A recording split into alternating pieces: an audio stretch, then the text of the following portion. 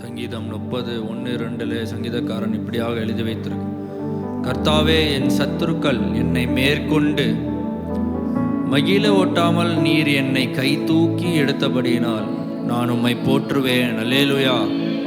எத்தனை பேர் சொல்லுவீங்க, என் சத்துருக்கள் என்னை மேற்கொண்டு மகிழ ஓட்டாமல் என் தேவனாகிய கர்த்தர் என்னை கை தூக்கி எடுத்தார். அல்லேலூயா. இம்மட்டும் அவரை எடுத்திருக்கிறார், இனிமேலும் எடுக்க அவர் வல்லவர். அல்லேலூயா. இத்தனை பேர் விசுவாசிக்கிறீங்க? சத்தமாய் ஒரு அல்லேலூயா சொல்லுவோமா? இந்த 7 மாதங்களும் நம்மளை அவர் காப்பாற்றி இருக்கிறார். அல்லேலூயா. சாத்தான் கையிலிருந்து நம்மளை காப்பாற்றி இருக்கிறார். அல்லேலூயா. தேவனாகிய கர்த்தாவே, உம்மை நோக்கி கூப்பிட்டேன், என்னை நீர் குணமாக்கினீர். அல்லேலூயா. ஆண்டவரே, எல்லா வியாதியின் பாதையிலிருந்து ஆண்டவரே எங்களை குணமாக்கினீரே. ஆண்டவரே, உமக்கு ஸ்தோத்திரம். ஆண்டவரே, கை தூக்கி எடுத்தீரே என்ற பாடலை நாம் எல்லாரும் சேர்ந்து கரங்களை தட்டி பாடுவோம்.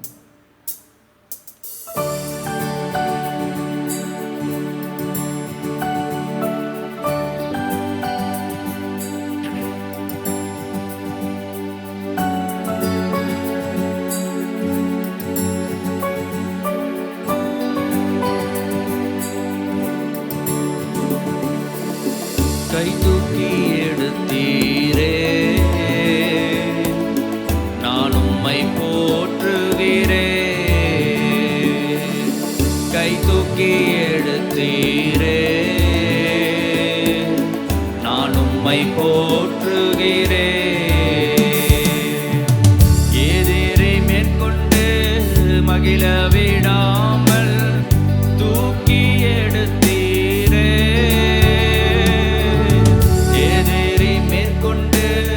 மகிழ விடாமல் தூக்கி எடுத்தீரே.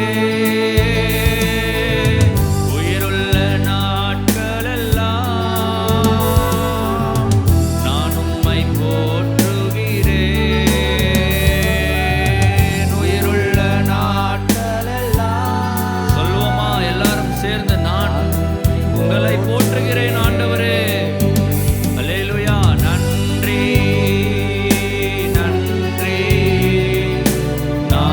எல்லாம் உமக்கே. நன்றி நன்றி நாளெல்லாம் உமக்கே. என் தேவனே, தகப்பனே என்று நான் கூப்பிட்டேன்.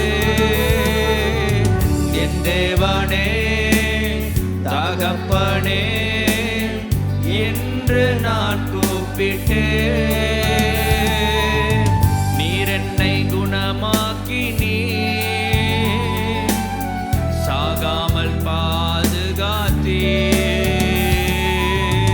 நீர் என்னை குணமாக்கினீர், சாகாமல் பாதுகாத்தீர். சொல்லுவோமா? நன்றி நன்றி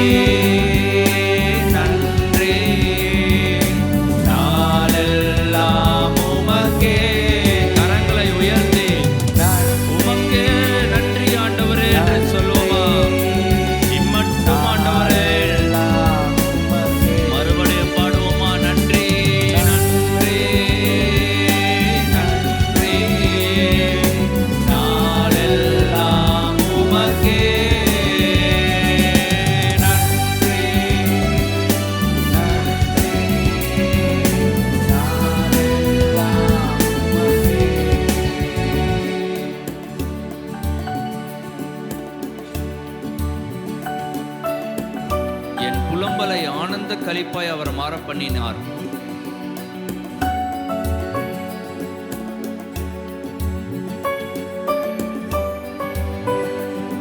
நாம் கடந்து வந்த பாதையில எத்தனையோ அழுகைகள் இருந்திருக்கலாம், ஆனால் கர்த்தர் நம்மளோட கூட இருந்திருக்கிறார். எத்தனை பேர் விசுவாசிக்கிறீங்க? என்னுடைய கர்த்தர் இருந்திருக்கிறாரு. இம்மட்டும் வழி நடத்தவர், இனிமேலும் என்னை வழிநடத்த வல்லவராய் இருக்கிறாரு. என் வாய்களை நன்மையினால் திருப்தியாக்க அவர் வல்லவராய் இருக்கிறாரு. அல்லேலூயா. என்னை கை தூக்கி எடுத்திருக்கிறாரு. அவருக்கே நன்றி என்று சொல்வோமா? உமக்கு நன்றி ஆண்டவரே.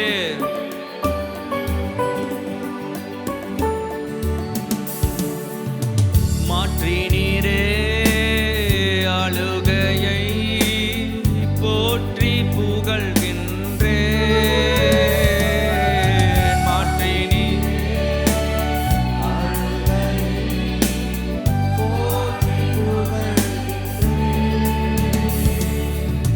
துயரம் நீக்கி நீரே மகிழ்ச்சியால் கொடுத்தே நீரே.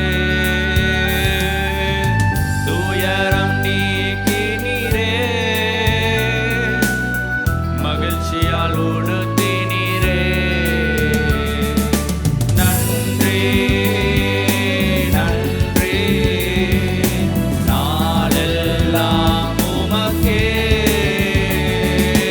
நன்றி உமக்கே உமக்கே ஆண்டவரே. மறுபடியும் நன்றி நன்றி நன்றி நன்றி பலிகளை நாங்கள் செலுத்துகிறோம். உமக்கே அல்லேலூயா.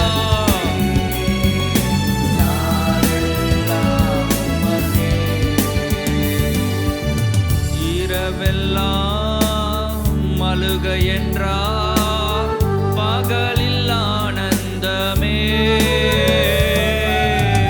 இரவெல்லாம் அழுகை என்றார், பகலில் ஆனந்தமே. கோபமோ ஒரு நிமிடம், தயவோ வாழ்நாளெல்லாம். கோபமோ ஒரு நிமிடம், உம்முடைய தயவு ஆதலால் சொல்வோமா? நன்றி நன்றி உமக்கே ஆண்டவரே. நீர் பாராட்டின எல்லா இரக்கத்திற்காக, தயவிற்காக, அன்பிற்காக ஆண்டவரே நன்றி என்று நாங்கள் எல்லாரும் சேர்ந்து சொல்லுகிறோம். மறுபடியும் பாடுவோமா? நன்றி நன்றி நன்றி என்று சொல்வோமா?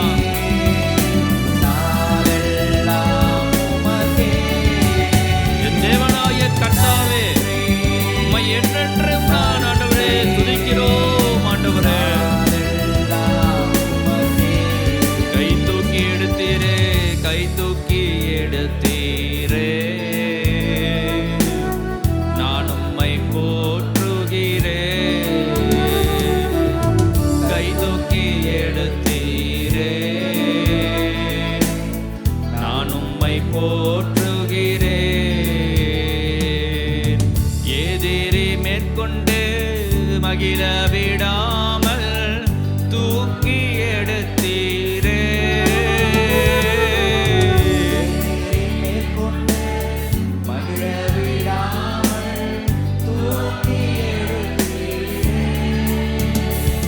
என் உயிருள்ள இவ்வளவுதான் சத்தமா? நான் உம்மை போற்றுகி. நம்முடைய சத்தத்தை எல்லாம் உயர்த்தி என் உயிருள்ள நாட்கள் எல்லாம் ஆண்டவரே உங்களை மாத்திரம் மாத்திரம் ஆண்டவரே.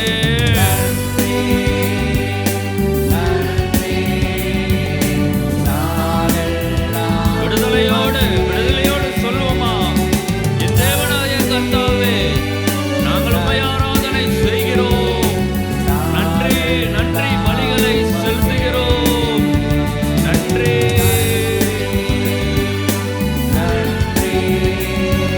என்னை கை தூக்கி எடுத்தீரே.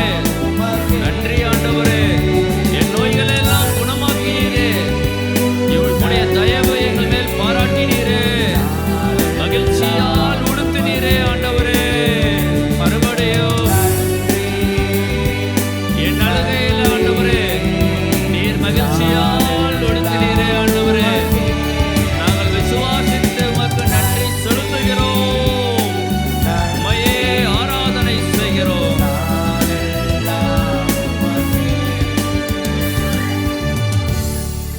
அல்லேலூயா.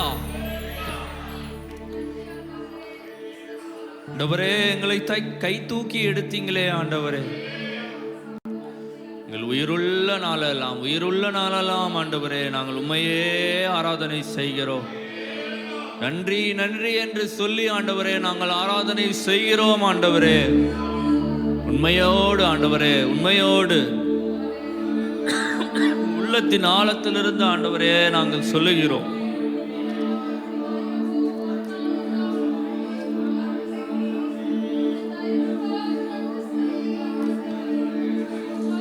அவருடைய கோபம் ஒரு நிமிடம், அவருடைய தயவோ நீடிய வாழ்வு. சாயங்காலத்தில் அழுகை தங்கும், விடியற் காலத்திலே களிப்புண்டாகும் என்று சங்கீதக்காரன் எழுதி வைத்திருக்கிறார். ஆண்டவரே, அதை எத்தனை உண்மை ஆண்டவரே. உம்முடைய தயவு நீடிய வாழ்வாய் எங்களுக்கு இருக்கிறதே ஆண்டவரே. உம்முடைய அன்பு பெரியது ஆண்டவரே. எங்கள் மேல் பாராட்டின கிருபைகள் பெரியது. அதை நினைத்து ஆண்டவரே நன்றி செலுத்துகிறோம். நாங்கள் நன்றி செலுத்துகிறோம் ஆண்டவரே.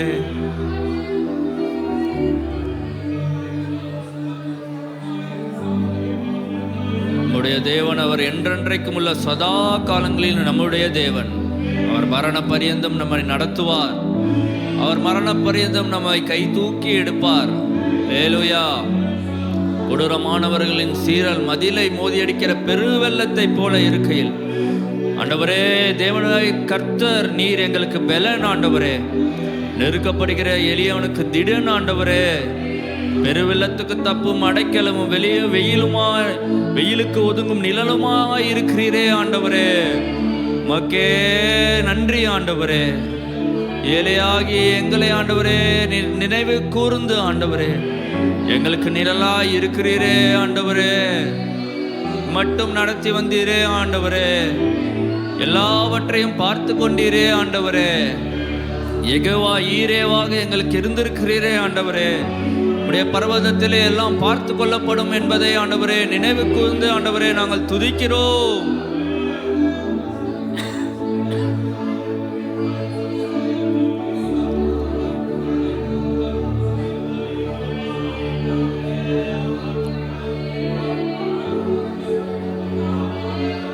எங்கள் ஆத்துமாவை எல்லாம் திருப்தியாக்குகிறவரே, ஸ்தோத்திரம் என்று சொல்லுகிறோம்.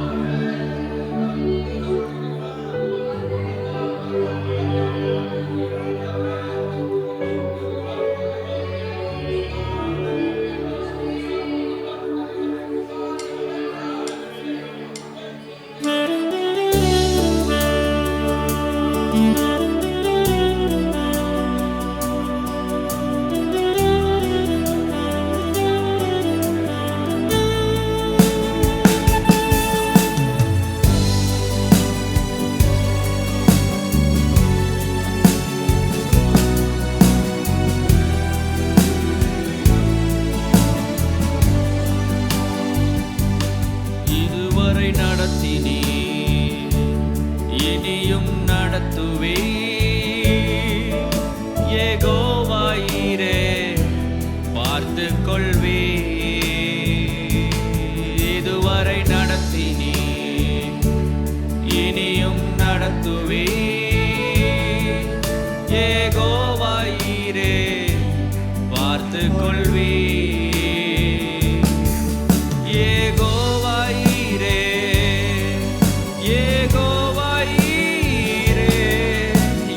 தேவையாவும் நீ சந்திப்பே.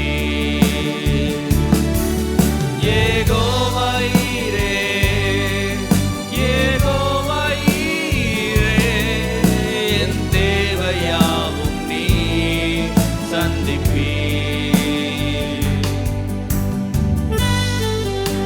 அல்லேலூயா. அவர் பர்வதத்திலே எல்லாம் பார்த்து கொள்ளப்படும். மட்டும் நடத்தி வந்தவர் இனிமேலும் நடத்த அவர் வல்லவராய் இருக்கிறார்.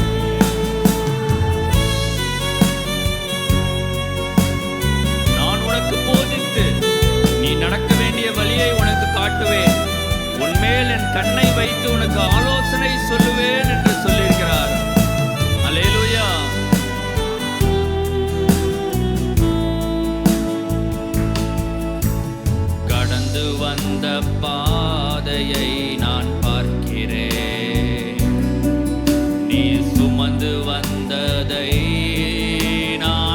உணர்கிறேன். கடந்து வந்த பாதையை நான் பார்க்கிறேன். நீர் சுமந்து வந்ததை நான் உணர்கிறேன். என் தந்தை நீரே, என் தந்தை நீரே, என்னை சுமந்து வந்த தெய்வம் நீரே. எத்தனை பேர் நம்புறீங்க? எனக்கு அவர் ஒரு தந்தை போல சுமந்து வந்திருக்கிறார். அந்த தேவன் என்னை சுமந்து வந்திருக்கிறார். அல்லேலூயா. வனாந்திரத்தில் வழிகளை உண்டாக்கினீ, வறண்ட நிலத்தில் நீரூற்றை காட்டினீ. வனாந்திரத்தில் வழிகளை உண்டாக்கினீ, வறண்ட நிலத்தில் நீரூற்றை காட்டினீ. சர்வ வல்லவரே, சர்வ வல்லவரே, என் வாழ்வில் என்றும் போதுமானவரே. அல்லேலூயா.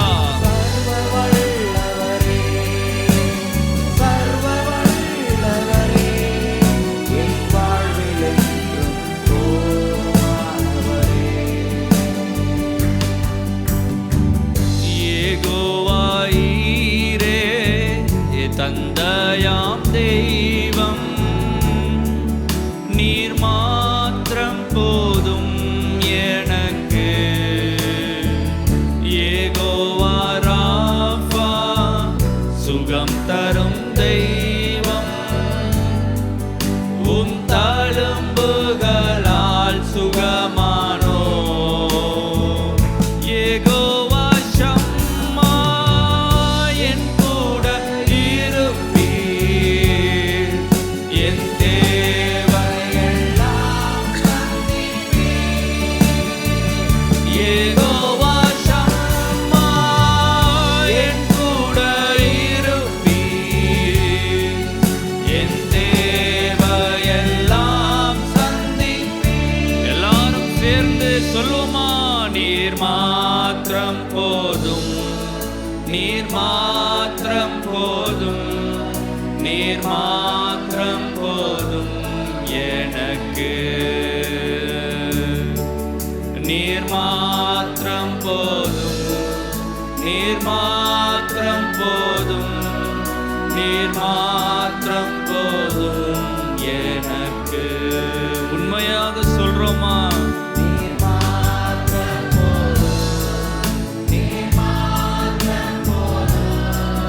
நீங்க மாத்திரம் ஆண்டவரே.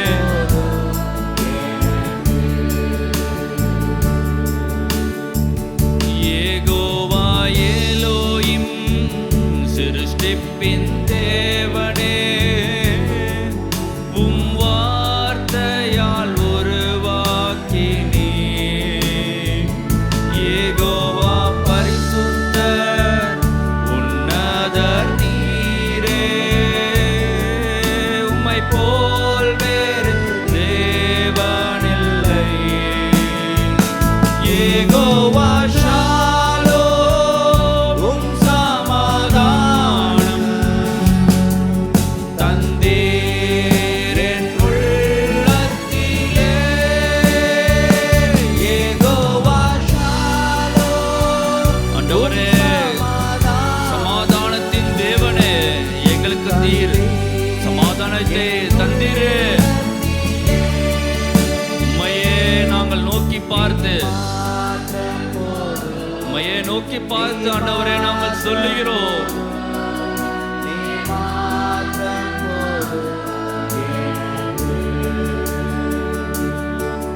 நீர் மாத்திரம் போதும்.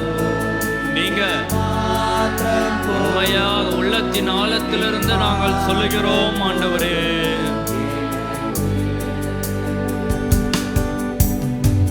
இயேசுவே நீரே என் ஆத்ம நேசர், என்னில் எவ்வளவன்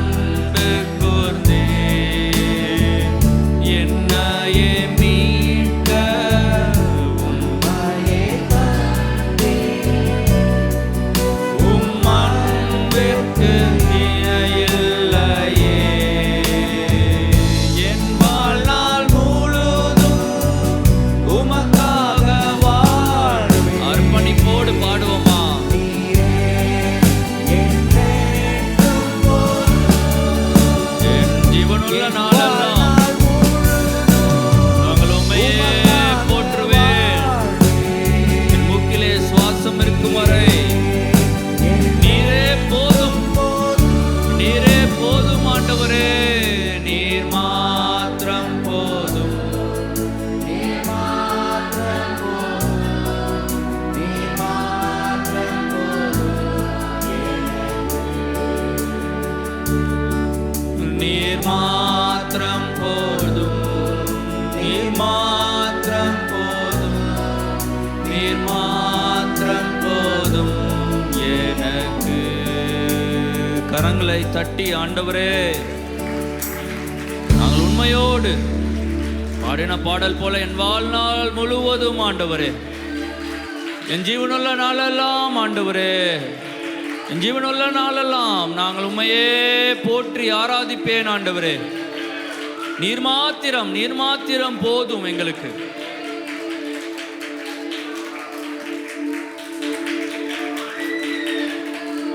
அவர் ஒரு தந்தையை போல நம்மை சுமந்து கொண்டு வந்திருக்கிறார். யெகோவா ஈரே, உமக்கு ஸ்தோத்திரம் ஆண்டவரே. நீர் மாத்திரம் எங்களுக்கு போதும் ஆண்டவரே. மட்டும் நடத்தி வந்தீரே ஆண்டவரே, நீர் மாத்திரம் போதும். இனிமேலும் நீ நடத்துவீர் என்ற நம்பிக்கை எங்களுக்கு இருக்கிறது ஆண்டவரே. எங்கள் மேல் பாராட்டின அன்பிற்காக நன்றி ஆண்டவரே. அளவில்லாத ஆண்டவரே கிருபைகளுக்காக நன்றி ஆண்டவரே.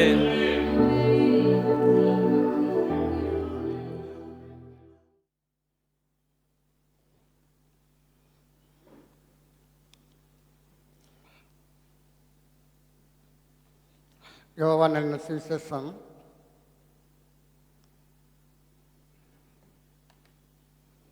8வது அதிகாரம்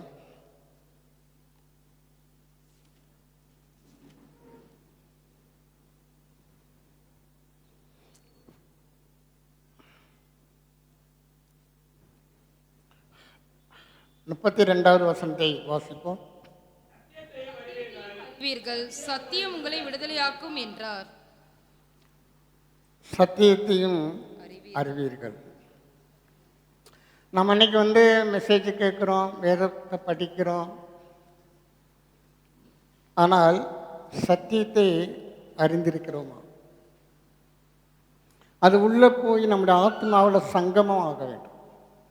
அது உள்ளே போன ஆத்மாக்குள்ளவே ரீச் ஆகும். எத்தனை தடவை வேதாமத்தை முழுசாக படிச்சிருக்கிறோம் அப்படின்றதை காட்டிலும் எத்தனை சதவிகிதம் இந்த சத்தியத்தை நாம் புரிந்திருக்கிறோம், அதை எந்த அளவுக்கு நாம் அறிந்திருக்கிறோம், அதில் தான் இருக்கிறது நம்முடைய ஜெயம். நான் 10 தடவை நான் வேதாமத்தை முழுசாக படிச்சுட்டேன் அப்படின்னு சொல்கிறதுனால ஒருவேளை நமக்கென்னா அது பெருசாக தெரியலாம், ஆனால் பலன் என்பது முக்கியம். இது ஒரு கடல். இதெல்லாம் நம்ம ரொம்ப நேரம் செலவு பண்ணணும். அந்த தாகம் இருக்கணும், அந்த வாஞ்சி இருக்கணும். இன்னைக்கு என்ன படிக்கணுமே அப்படின்னு சொல்லி படிக்கக்கூடாது. ஏன்னு கேட்டால் நம்முடைய வாழ்க்கையே இங்கே தான் இருக்குது. நம்முடைய வாழ்க்கையின் ஒவ்வொரு பகுதியும் எல்லாமே கர்த்தர் எழுதி நம்ம கையில் கொடுத்துருக்கிறார். அதை நாம் சரியாய் படிப்பதை காட்டிலும் அறிகிறவர்களாக, புரிந்து கொண்டு செயல்படுகிறவர்களாக. அது முந்திர வசனத்தை வாசிப்போம். இயேசு தம்மை விசுவாசித்த யூதர்களை நோக்கி, நீங்கள் என் உபதேசத்தில் நிலைத்திருந்தால் மெய்யாகவே என் சீஷராய் இருப்பீர்கள். நீங்கள் என் உபதேசத்தில் நிலைத்திருந்தால் சத்தியத்தையும் அறிவீர்கள், சத்தியம் உங்களை விடுதலையாகும். சத்தியத்தை எப்படி நம்ம அறிந்து கொள்ள முடியும் என்றால், தேவனுடைய வசனத்தை, தேவனுடைய வார்த்தையை அவருடைய உபதேசத்தில் நிலைத்திருக்க வேண்டும். காலையில் படிக்கிறோம், மதியம் அது ஞாபகத்துக்கு வருதா? காலையில் என்ன படித்தோம்? ஒரு செய்தி கேட்குறோம், செய்தி கேட்ட பிறகு அது திருப்பி நமக்கு ஞாபகத்துக்கு வருதா? ஆனால் அநேகர் என்ன சொல்லுவாங்கன்னா, கேட்கும்போது நல்லா தான் இருந்தது, அப்புறம் அவர் என்ன சொன்னார்னு தெரியலை, அவ்வளோதான். ஆனால் மற்ற காரியங்கள்லாம் பக்காவாக ஞாபகத்தில் இருக்குது. அதெல்லாம் மறந்தே போகாது. நான் சாகிற வரைக்கும் மறக்க மாட்டேன் அப்படிலாம் சொல்கிறாங்க. நான் சாகிற வரைக்கும் மறக்க மாட்டேன். ஆனால் வேதம் என்பது அதை காட்டிலும் முக்கியமானது. நம்மளை நித்தியத்துக்குள்ளாய் கொண்டு போவதற்கு இதுதான் வழி. என் உபதேசத்திலே நிலைத்திருந்தால் சத்தியத்தையும் அறிவீர்கள், சத்தியம் உங்களை விடுதலையாக்கும். சத்தியத்தை அறிஞ்சால் தானே நமக்கு விடுதலை கிடைக்கும். நமக்கு அநேக காரியங்களும் ஜெபிக்க வேண்டிய அவசியமே கிடையாது. கர்த்தர் நம்முடைய லைஃப்பை மிகவும் எளிமையாக்கி கொடுத்துருக்கிறார். கஷ்டப்பட்டு போராடி யுத்தம் உங்களுடையதல்ல. ஆனால் நம்ம இன்னைக்கு யுத்தம் பண்ணிக்கிட்டு இருக்கோம். கர்த்தர் சொல்றாரு, யுத்தம் உங்களுடையது, அதை நான் பார்த்துக்கிறேன், பழி வாங்குதல் என்னுடையது, எல்லாமே அவர் பொறுப்பெடுத்துக்கிறாரு. ஆனால் நம்ம என்ன பண்ணுறோம்னா அவர் கருத்தில் விட்டு விடாமல். காரணம் என்னன்னு கேட்டிங்கன்னா, சத்தியத்தை நம்ம இன்னும் சரியாக அறியவில்லை. என் உபதேசத்திலே நிலைத்திருந்தால் சத்தியத்தையும் அறிவீர்கள், சத்தியம் அது தானாக விடுதலை வந்துடும். அதுக்காண்டி நீங்கள் உபவாசம் இருந்து போராட வேண்டிய அவசியமே கிடையாது. ஆவியானவர் எங்கே உண்டோ குமாரன் உங்களை விடுதலை ஆக்கினார்.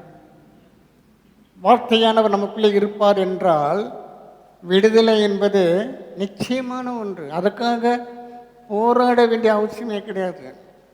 கர்த்தர் நம்முடைய வாழ்க்கையில் எல்லா பகுதிகளையும் சுலபமாக சுதந்திரிக்கும்படியாக. நீங்கள் கானான் தேசத்தில் இஸ்ரேல் ஜனங்கள் சுதந்திரிக்க போகும் பொழுது கர்த்தர் அவர்களோடு இருந்து கர்த்தர் அவர்களுக்காக யுத்தம் செய்தார். இஸ்ரேல் ஜனங்கள் யுத்தத்துக்கு பழக்கப்பட்டவர்கள் கிடையாது. தேவன் அவர்களோடு இருந்து கானான் தேசத்தை சுதந்திரிப்பதற்கு வேண்டிய எல்லா காரியங்களும் அவர் தான் முன்னாடி நின்றார், அவர் தான் யுத்தம் பண்ணினார். நம்முடைய வாழ்க்கையின் தேவன் அவ்விதமாக நம்மளோடு இருந்து நமக்காக யாவையும் செய்து முடிக்கிற கர்த்தர். சங்கீதங்களின் புஸ்தகம் 19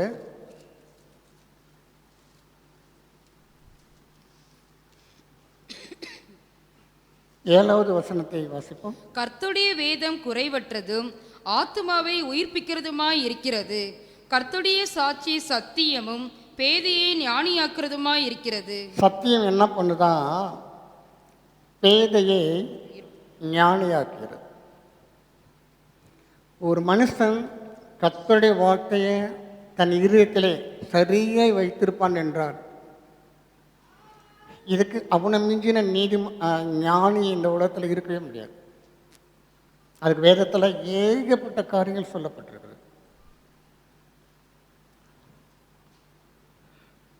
கர்த்தருடைய வேதம் குறைபெற்றது, அதுக்கு மிஞ்சின ஒரு ஞானம் கிடைக்காது, அது குறைவில்லாதது. அடுத்தபடியாக உயிர்ப்பிக்கிறது, ஆத்துமாவை உயிர்ப்பிக்கிறது. அடுத்தபடியாக பேதையை ஞானியாக்குகிறது. நீங்கள் சத்தியத்தை ஒழுங்காக நம்ம யாராக இருந்தாலும் சரி நாம் படிப்போம் என்றால் இந்த சத்தியம் நமக்கு ஞானத்தை கொடுக்கிறது. இன்றைக்கி நிறைய பேர் இந்த அறிவு இல்லாமல் தான், அதுதான் ஆண்டவர் சொல்றார், என் ஜனங்கள் அறிவில்லாமையால் சங்காரமாகிறார். என்ன செய்யணும் தெரியல, தப்பு தப்பா என்ன பேசணும் தெரியல,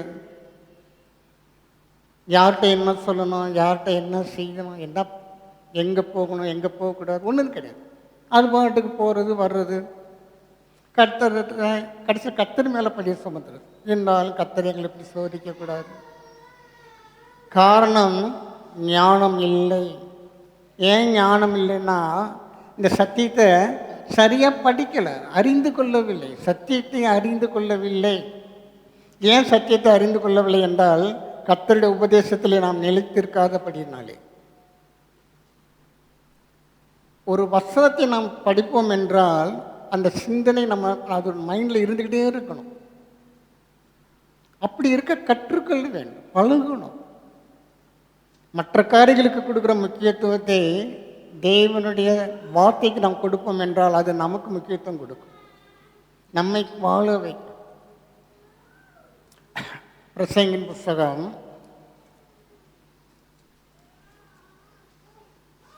7வது அதிகாரம்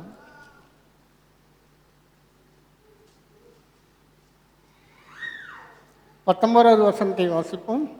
நகரத்தில் உள்ள 10 அதிபதிகளை பார்க்கிலும் ஞானம் ஞானியை அதிக பலவானவாக்கும். 10 அதிபதிகள். அதிபதிகள்னா இவங்கெல்லாம் வந்து இந்த 1000க்கு தலைவன் 100க்கு அதிபதினு சொல்கிறாங்க பார்த்தீங்களா, அது மாதிரி. இவங்களாம் யுத்த வீரர்கள், யுத்த சாமர்த்தியர்கள். அவர்கள் முன்பதாக சாமானியர்களாக நிற்க முடியாது. அவ்வளோ யுத்த கலையில் அவங்களாம் வல்லுநர்கள். இந்த வேதம் சொல்லுகிறது, நகரத்தில் உள்ள 10 அதிபதிகளை பார்க்கிலும் ஞானம் ஞானியை அதிக பலன். இன்னைக்கு நம்ம வந்து சரீர பலனுக்கு நிறைய முக்கியத்துவம் கொடுக்குறோம். அதுக்கு நிறைய ஃபுட்டெல்லாம் இருக்குது. அதுக்காக நம்ம நிறைய பிரயாசப்படுகிறோம். வேதம் அது தப்பு என்று சொல்லவில்லை. நாம் இந்த சரீரத்தை நாம் பராமரிக்க வேண்டும். ஆனால் அதை காட்டிலும் நான் படிக்கிற அந்த பருவத்தில் நடந்த ஒரு சம்பவம். அந்த நாட்களில் வந்து இந்த கராத்தே, கும்பு இதெல்லாம் பயங்கர ஹிட்டாக இருந்தது. நான் யூத் மத்தியில் அது பயங்கர, யாரை பார்த்தாலும் அந்த மாதிரி யூனிஃபார்ம் போட்டுக்கிட்டு அந்த மாதிரி இடங்களில் போய் அந்த கலையை கற்றுக்கிட்டு, ஒரு பையன் என்ன பண்ணால், ஒருத்தர் நின்றுக்கின்றார், அவர் முன்னாடி போய் அந்த மாதிரி ஆக்ஷன் பண்ணான். அவர் மெதுவாக தான் அப்படி தட்டி விட்டார், அங்கே போய் விழுந்துட்டான். என்னடா உன் கும்பு இவ்வளோ தானடா, நான் உன்னை மெதுவாக தானடா தொட்டேன். யுத்தக்கலை நம்மளை காப்பதை காட்டிலும் ஞானம் நம்மளை அது அதிக பலன் உள்ளது, வீரியமானது. சரீர பலன் என்பது அற்ப பலன். சரீர முயற்சி அற்ப பிரயோஜனம் இருக்குது, ஆனால் கொஞ்சம் தான் இருக்குது. இங்கே ஆண்டவர் எழுதி வச்சிருக்கிறாரு, நகரத்தில் உள்ள 10 அதிபதிகள். இது உங்களுக்கு புரிகிற மாதிரி சொல்கிறதா தானியேல் புஸ்தகம்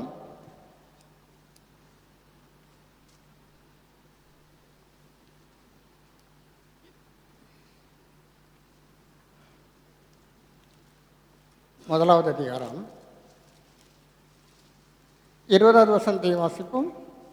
ஞானத்துக்கும் புத்திக்கும் அடுத்த எந்த விஷயத்தில் ராஜா அவர்களை கேட்டு விசாரித்தானோ அதிலே தன் ராஜ்யம் எங்குமுள்ள சகல சாஸ்திரிகளிலும் ஜோசியரிலும் அவர்களை 10 மடங்கு சமத்திரராக கண்டான். 10 அதிபதிகளை பார்க்கலாம். ஆண்டவர் சொல்றாரு, அந்த தேசத்தில் ஞானத்துக்கும் புத்திக்கும் அடுத்த எந்த விஷயத்தில் ராஜா அவர்களை கேட்டு விசாரித்தானோ அதிலே தன் ராஜ்யம் எங்கும் உள்ள, இங்கே போடப்பட்டிருக்கிறது நகரத்தில் உள்ள 10 அதிபதிகள்.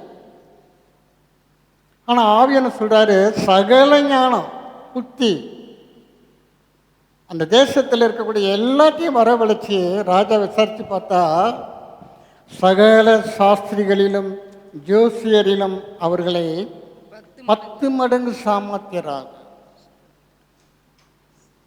இந்த வேதம் நம்மை அவ்விதமாக ஞானமுள்ளவர்களாய் மாற்றுகிறது. கற்றுக்கொள்ள வேண்டும். நம்முடைய வாழ்க்கையில் வந்து அநேக பிரச்சனைகள் நம்ம சிக்கிறதுக்கான என்னதமா ஞானக்குறை, தேவையில்லாத வார்த்தை பேசுறது. நம்ம வீட்டிலே பார்க்குறோம், அதிக பிரச்சனை எப்போதான் வரும், பேசும்பொழுது தான் வரும். பெற்றோராக இருக்கலாம், அல்லது ஹஸ்பண்ட் ஒய்ஃபாக இருக்கலாம், நல்லா தான் பேசிகிட்டே இருப்பாங்க. ஒரே ஒரு வார்த்தை அப்படி டங் ஸ்லிப்பாகி வெளியே வந்து விழுந்துருச்சுன்னு வச்சுக்கோங்க, அவ்வளோதான், ஒரு அன்னகலம் தான். பேச தெரியல, எதை பேசணும், எந்த இடத்துல என்ன நம்முடைய எப்படி நடந்து கொள்ளணும். ஒரு சாதாரண விஷயத்தில் கூட நமக்கு ஞானம் தேவைப்படுகிறது. 10 மடங்கு சாமர்த்தியம். 10 நகரத்தில் உள்ள 10 அதிபதிகளை பார்க்கிலும் ஞானம் ஞானியை அதிக ஞானியாக்கும் போடப்படவில்லை, பலவனாக்கிறது. 10 மடங்கு. அருமையானவர்களே, இதிலே வந்து பிரசங்கில 8வது அதிகாரம் 1வது வசனத்தை வாசிப்போம். ஞானமுள்ளவனுக்கு ஒப்பானவன் யார்? ஞானம் உள்ளவனுக்கு ஒப்பானவன் இவனுக்கு நிகரே இல்லைன்னு ஆவியானவர் சொல்றாரு. ஞானம் உள்ளவனுக்கு ஒப்பானவன் யார்? யார்? இதுக்கு யாராச்சும் பதில் சொல்ல முடியுமா? ஆனால் தான் மோசி மூலமாக ஆண்டவர் சொன்னார், இஸ்ரவேலே, கர்த்தரால் ரட்சிக்கப்பட்ட ஜனமே, உனக்கு ஒப்பானவன் யார்? ஆண்டவர் நேற்று என்ன சொன்னாரோ அதுதான் இன்னைக்கும் சொல்லுவார்.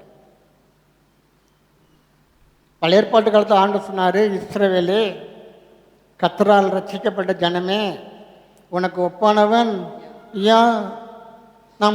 நம்முடைய வாழ்க்கையில் சரியான ரட்சிப்பிலே நாம் இருப்போம் என்றால், தேவன் நம்மளை அவ்விதமாக உயர்த்துகிற தேவன்.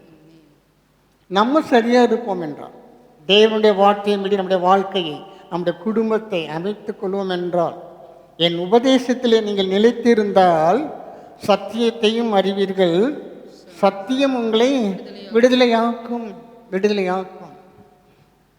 ஞானம் உள்ளவனுக்கு ஒப்பானவன் யார்? தொடர்ந்து, காரியத்தின் தாற்பரியத்தை அறிந்தவன் யார்? மனுஷனுடைய ஞானம் அவன் முகத்தை பிரகாசிக்க பண்ணும், அவன் முகத்தின் மூர்க்கம் மாறும்.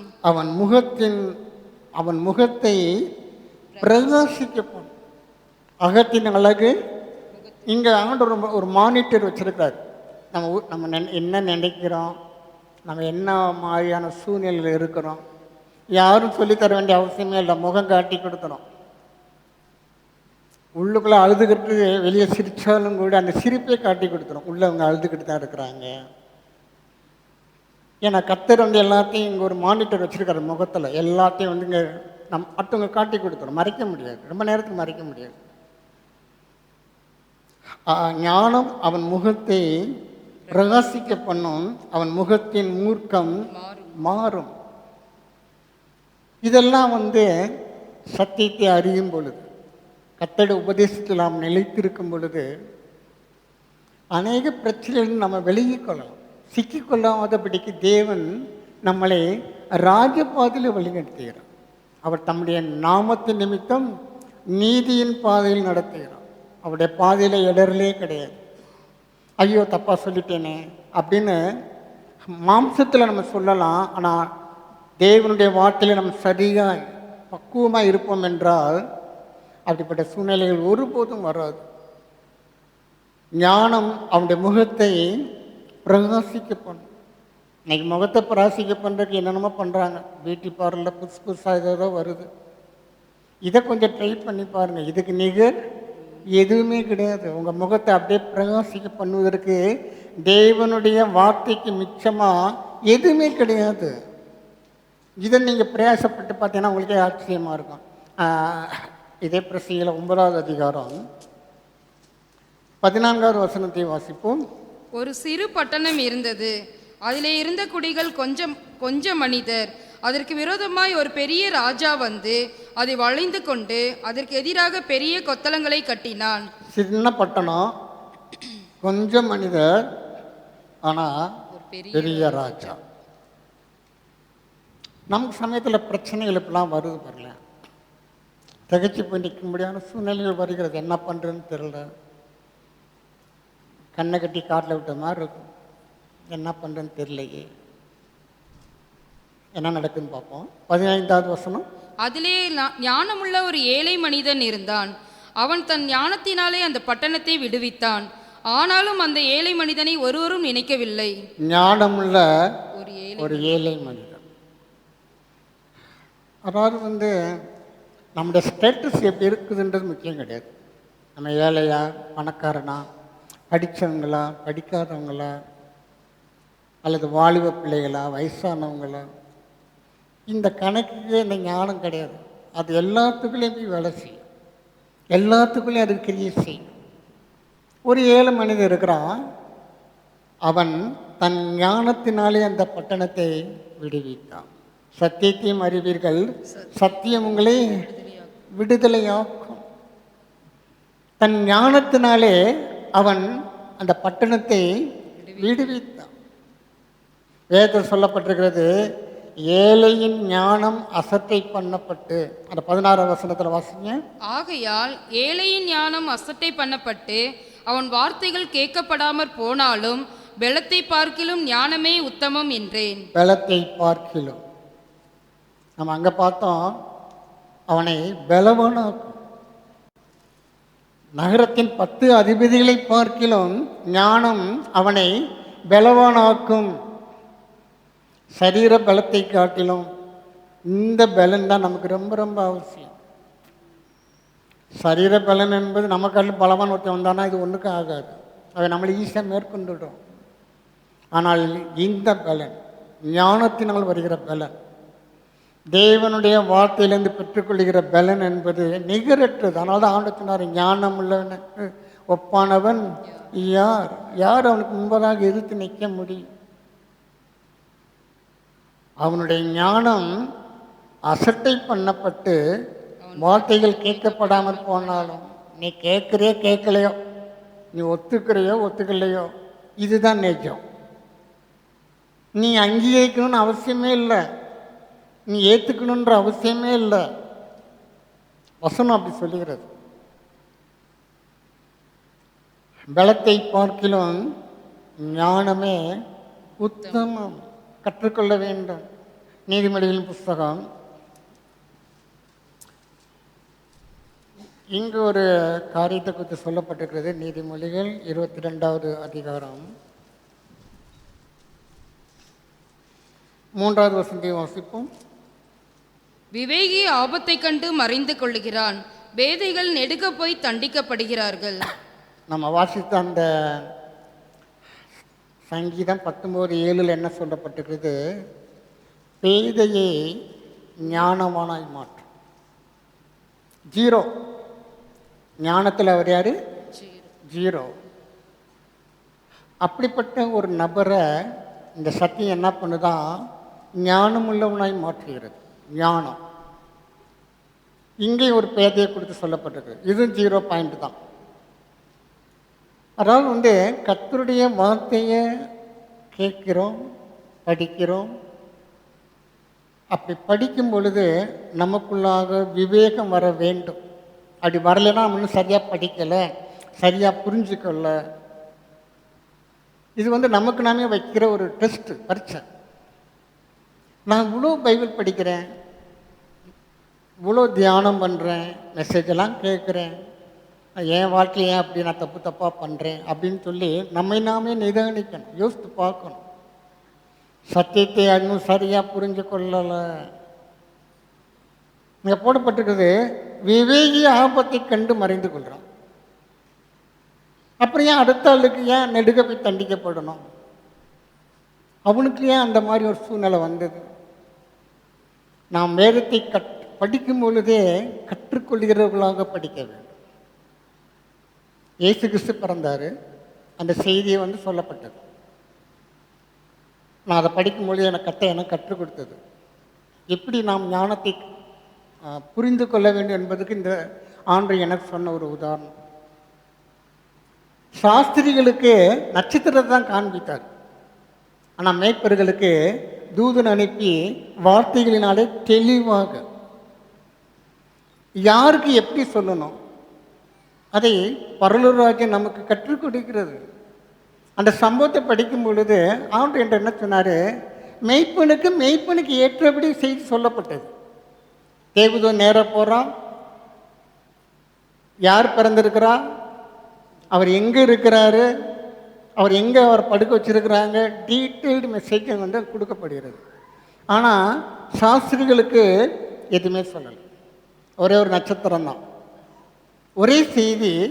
ஆனால் சொல்லப்படுகிற விதம் வித்தியாசமாக இருந்தது. 2 பேரும் கர்த்தரை பார்த்தாங்களா இல்லையா?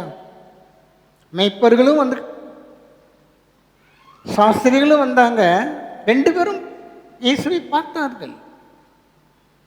இதெல்லாம் கற்றுக்கொள்ளணும். ஒரு செய்தியை யார்கிட்ட எப்படி சொல்லணும், எப்படி பேசணும்.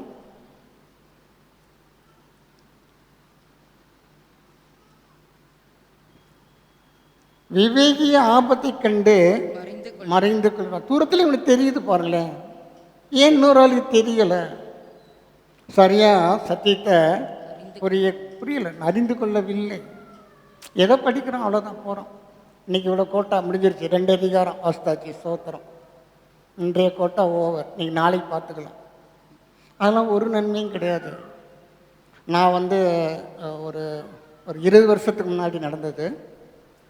ஒரே ஒரு வசனத்தை நான் 18 மாதம் படித்தேன். ஒரு வசனம் டெய்லி, ஒரு நாளைக்கு இப்படி ஒரு 10 அடியாச்சும் அந்த வசனத்தை பைபிள் எடுத்து திறப்பேன், அந்த ஒரு வசனம் தான் படிப்பேன். 18 மாதங்கள் கர்த்தர் என்று அந்த ஒரே ஒரு வசனத்தை தான் எனக்கு கற்றுக் கொடுத்தார். அந்த 18 மாதமும் அந்த வசனங்கள் என்னோடு பேசிக்கொண்டே இருந்தது. நான் திறந்து பார்க்கும் போதெல்லாம் புதுசாக எனக்கு கற்றுக் கொடுத்தது. ஒரு நாளைக்கு குறைந்தது 10 தடவை நான் அந்த என் வேதாகமத்தை திறந்து அந்த ஒரு வசனத்தை தான் படிப்பேன், வேறு எதுவுமே படிக்க மாட்டேன். படிக்கக்கூடாது என்பதல்ல, கர்த்தர் இதை படிக்கும்படியாக எனக்கு ஏவி அந்த வசனத்தை படி. முதலாவது ஒரே ஒரு வசனம்தான், 18 மாதம். யோசித்து பார்க்கும்போது ஒரு வருஷத்துக்கு இவ்வளோ நாள் தேவையா? விட்ட ஆண்டவர் இன்னும் 18 மாதம் என்னை கூட்டி போயிருப்பார். ஏனென்றால் அதில் அவ்வளோ விஷயங்கள் நம்ம கற்றுக்கொள்ள வேண்டியது இருக்கிறது. இதெல்லாம் பார்த்தீங்கன்னா காலத்துக்கு ஏற்றபடி தன்னை மாற்றிக்கொண்டு நமக்கு கற்றுக் கொடுத்து கொண்டே இருக்கிறது. நான் சிறுவனாக இருக்கும்போது அன்னைக்கு கேட்ட பிரசங்கங்கள்லாம் பார்த்தா அந்த நாட்களுக்கு ஏற்றபடி அந்த நாளே பிரசங்கங்கள் கொடுக்கப்பட்டது. இன்றைய நாளிலே இந்த காலத்துக்கு ஏற்றபடி இந்த வசனம் நம்மோடு பேசி கொண்டிருக்கிறது, தன்னைத்தானே மாற்றிக்கொள்ளுகிறது. காலத்துக்கு ஏற்றபடி நம்முடைய கண்களுக்கு வேண்டிய எல்லா வெளிச்சத்தையும் கொடுத்து கொண்டு தான் இருக்கிறது. என்றைக்கே எழுதுனது 1000 வருஷத்துக்கு 2000 வருஷத்துக்கு முன்பதாக எழுதப்பட்ட இந்த வார்த்தை பழைய ஏற்பாடுகள் இன்னும் அதிகம், இன்னும் ரொம்ப வருஷத்துக்கு முன்னாடி எழுதப்பட்ட வார்த்தைகள் இன்னைக்கு படிக்கும் பொழுது இன்றைய நாளிலே நடக்கிற சம்பவங்களுக்கு நம்ம கற்றுக் கொடுத்து கொண்டிருக்கிறது. விவேகி ஆபத்தை கண்டு மறைந்து கொள்கிறான், இவன் நெடுக்க போய் தண்டிக்கப்படுறான்.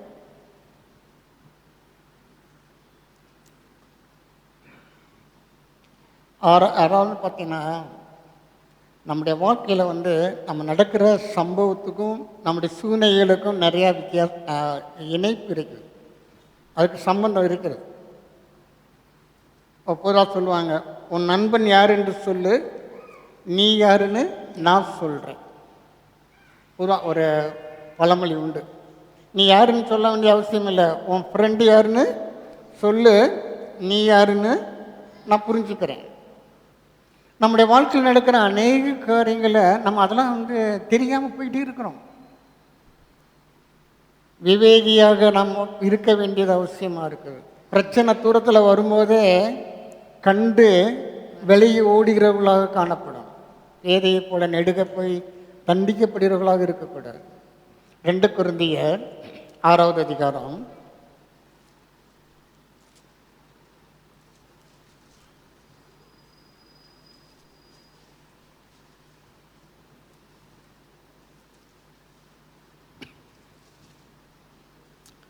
14வது வசனத்தை வாசிப்போம். அந்நிய நுகத்திலே அவ்விசுவாசிகளுடன் பிணைக்கப்படாதிருப்பீர்களாக. நீதிக்கும் அநீதிக்கும் சம்பந்தம் ஏது? ஒளிக்கும் இருளுக்கும் ஐக்கியம் ஏது? அந்நிய நுகத்திலே அவிசுவாசிகளுடன் பிணைக்கப்படாதிருப்பீர்களா.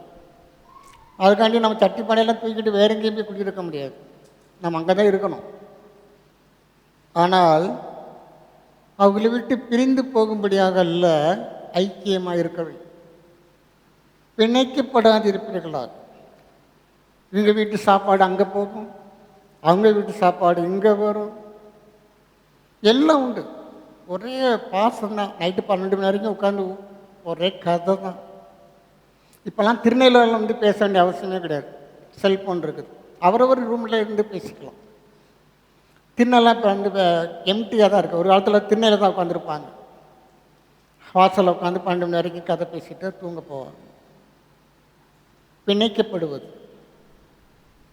அதாவது நமக்கும் கர்த்தருக்கும் தான் பிணைப்பு இருக்கணுமே தவிர வேறு எந்த யாருக்குமே அவ்வளோ இம்பார்ட்டன்ஸ் கொடுக்கக்கூடாது. நம்ம அவர்களை நேசிக்க வேண்டும், அவர்களோடு நாம் பழக வேண்டும். எதற்கு என்றால் அவர்களை ரட்சிப்புக்குள்ளே வழிநடத்தும்படியாக. மாம்சத்தின்படி நாம் அவர்களுக்கு அவ்வளோ இம்பார்ட்டன்ஸ் கொடுக்க வேண்டிய அவசியம் கிடையாது. ஏன் பேதை நெடுக போய் தண்டிக்கப்படுகிறான்னா சேர்க்க சரியில்லை. அந்நிய நுகத்திலே அவிசுவாசிகளுடன் பிணைக்கப்படாதிருப்பீர்களாக. நீதிக்கும் அநீதிக்கும் சம்பந்தம் ஏது? இதெல்லாம் யோசிக்கணும். நம்ம சர்க்கிள் எப்படி இருக்குது, நம்ம ஃப்ரெண்ட்ஸ் வட்டாரம்லாம் எப்படி இருக்குது? ஏன்னா அதன்படி தான் நம்முடைய செயல்பாடுகள் நடக்கும், அதன்படி தான் நம்முடைய வாழ்க்கையில் நடக்கும். விவேகி என்பது தேவனுடைய வசனத்தினாலே தன் இருதயத்தை நிரப்பினவன விவேகி. அது நம்ம கற்றுக் கொடுக்கும், அது நம்மளோடு பேசும். தேவனுடைய வார்த்தை பேசக்கூடியது. அது பேசும் பொழுது நாமும் பேசலாம், கவனிக்கணும். நீ எத்தனை பேருக்கு அந்த அனுபவம் இருக்குன்னு தெரியல. நான் பார்த்தீங்கன்னா வேதத்தை திறந்தவனே அது என்னோட பேச ஆரம்பிச்சு பேசிகிட்டே இருக்கும் பாருங்கள, விடாத நேரம். சாப்பிட்டுக்கிட்டு இருக்கும்போது என்னோட பேசிடும், குளிக்க போகும்போது என்னோட பேசும், வெளியே வரும்போது பேசும். அந்த வசனம் என்னோட அப்படியே டச்சிங்கிலே இருக்கும். தொடர்புக்கு அப்பால் நம்ம போனோம்னா தான் பிரச்சனை வருகிறது.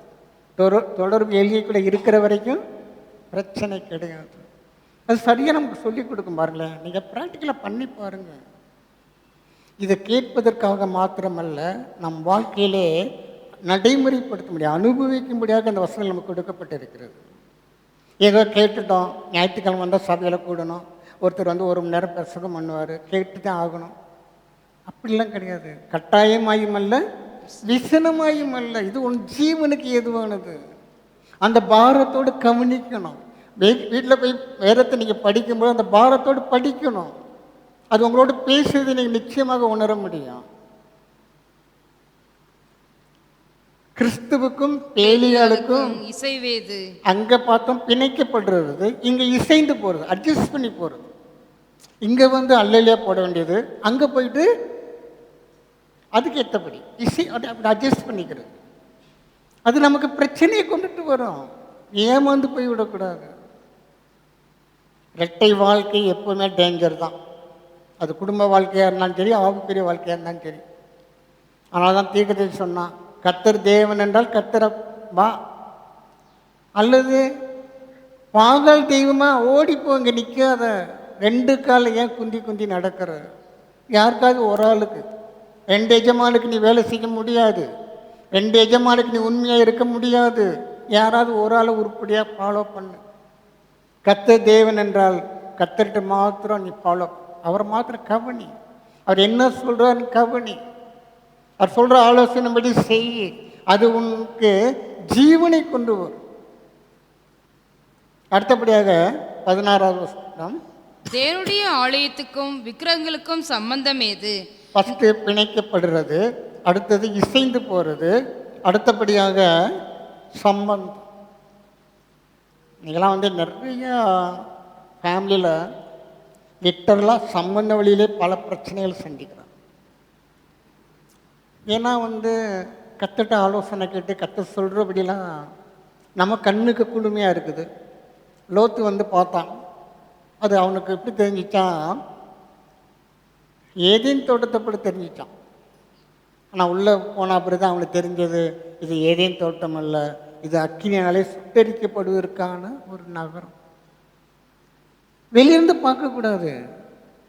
நமக்கு மாம்ச கண்களாலே பார்க்கும்போது தான் பிரச்சனை வருகிறது. கர்த்தர்கிட்ட கேட்கணும், ஆண்டவரே இது எப்படி, ஆண்டவரே இதை நான் செய்யலாமா?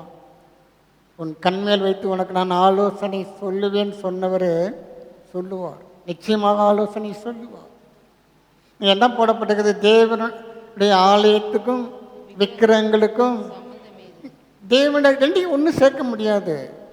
இது வேறு அது வேறு. அப்படி சேர்க்கும் பொழுது தான் பிரச்சனை வருகிறது.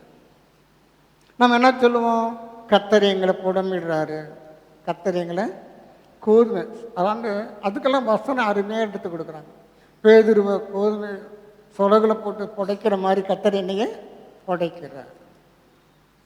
நம்மளாம் இலக்காச்சும் சொல்லி கர்த்தரை தான் தூசிக்கிறோமே தவிர நாம் செய்கிற தவறை நாம் உணர்ந்து கொள்வது இல்லை. ஏன் பேதை நெடுக போய் தண்டிக்கப்படுகிறான் என்பதற்கு ஆவியானவங்க எழுதி வச்சிருக்காரு. நீங்கள் வீட்டில் போய் இதெல்லாம் பொறுமையாக படிங்க. இந்த வருஷம் இந்தபடி நான் வாழ்கிறேன்னா, என் குடும்பத்தை அப்படி நான் கொண்டு போய்கிட்டு இருக்கிறேன்னா, அதை செய்ய வேண்டியது அவசியம். 119வது சங்கீதம்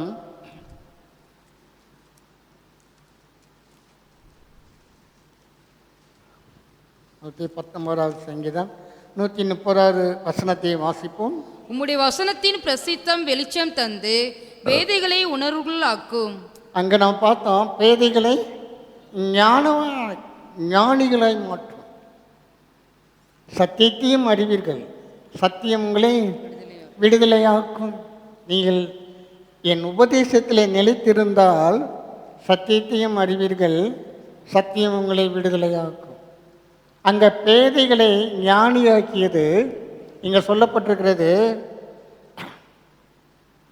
பேதைகளை உணர்வு உள்ளவர்களாகும்.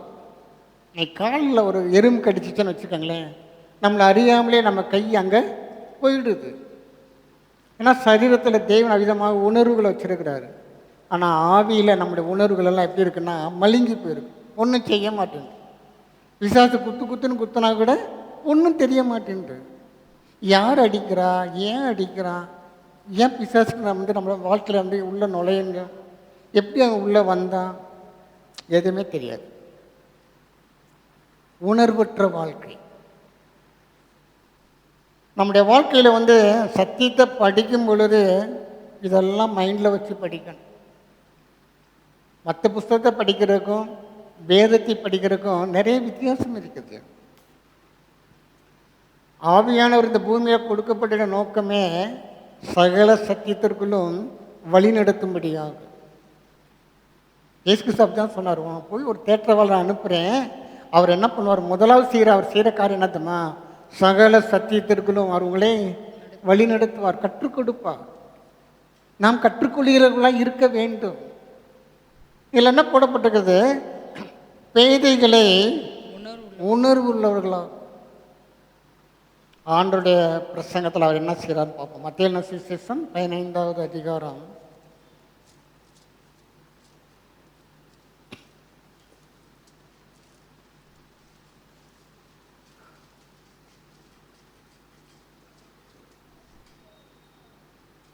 10வது வசனத்தை வாசிப்போம். பின்பு அவர் ஜனங்களை வரவழைத்து அவர்களை நோக்கி, நீங்கள் கேட்டு உணருங்கள். அங்கே இருக்கக்கூடிய சூழ்நிலை என்னன்னு கேட்டீங்கன்னா பாரம்பரியம். அங்கே வேதத்துக்கெல்லாம் முக்கியத்துவம் கொடுக்கப்படலை. இவன் தாயின் தகப்பனையும் கனம் பண்ணலைன்னா பரவாயில்லப்பா, ஒரு காணிக்கை கொடுத்துட்டு நீ போயிட்டேன்னா போதும். அன்னைக்கும் காணிக்கை பிரச்சனை இருந்திருக்கு பாருங்களேன். காணிக்கை கொடுத்துட்டா நீ என்னென்ன செஞ்சுட்டு போ, உங்கள் அம்மா அப்பா வீட்டு எடுத்து துரத்தி விட்டையா, அவங்களுக்கு சோறு போடலையா, பரவாயில்ல, இந்த காணிக்கை கொடுத்துட்டு போயிட்டே இரு. இன்றைக்கி அதான் பிரசங்கம் பண்ணுறோம், நீ காணிக்கை கொடு, தசவம் கொடு, எப்படினாலும் வாங்கிட்டு போ, நீ ரசிக்கப்பட்டுட்டேல, கர்த்தர் பரலோகத்தை கூட்டிகிட்டு போயிடுவார். காணிக்கை மட்டும் கரெக்டாக எனக்கு வந்துடணும். அன்னைக்கும் அப்படி தான் இருக்குது, இன்றைக்கும் அப்படி தான் இருக்குது. ஆனால் ஆண்டவர் சொல்கிறாரு, கேட்டு உணருங்க. யார் சொல்கிறான்றது முக்கியம் அல்ல. ஐயா 60 வருஷம் ஊழியத்தில் இருந்திருக்கிறாரு, அவர் தான் சீனியர் பாஸ்டரு. இன்றைக்கெல்லாம் பார்த்தீங்கன்னா அவன் பேருக்கு பின்னாடி பேரை காட்டிலும் அதிகமாக அடைமொழிகள் இருக்குது. அப்போஸ்தலர், ரெவரண்ட், டாக்டர் அப்படின்னா தான் பேரே வருது. அருமையானவர்களை யார் சொல்கிறா என்பது முக்கியமே கிடையாது. என்ன சொல்கிறார் அவர், சத்தியத்தை சொல்கிறாரா, கேட்டு உணருங்கள். அவர் இயேசுவே அப்படின்னு சொல்லி கொடுக்குறார். அந்த வசனத்தை திருப்பி வாசிப்போம்.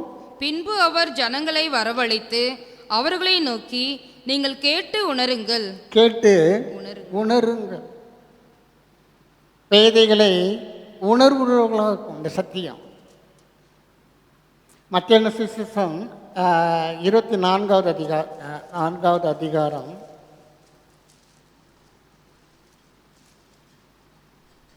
39வது வசனத்தை வாசிப்போம்.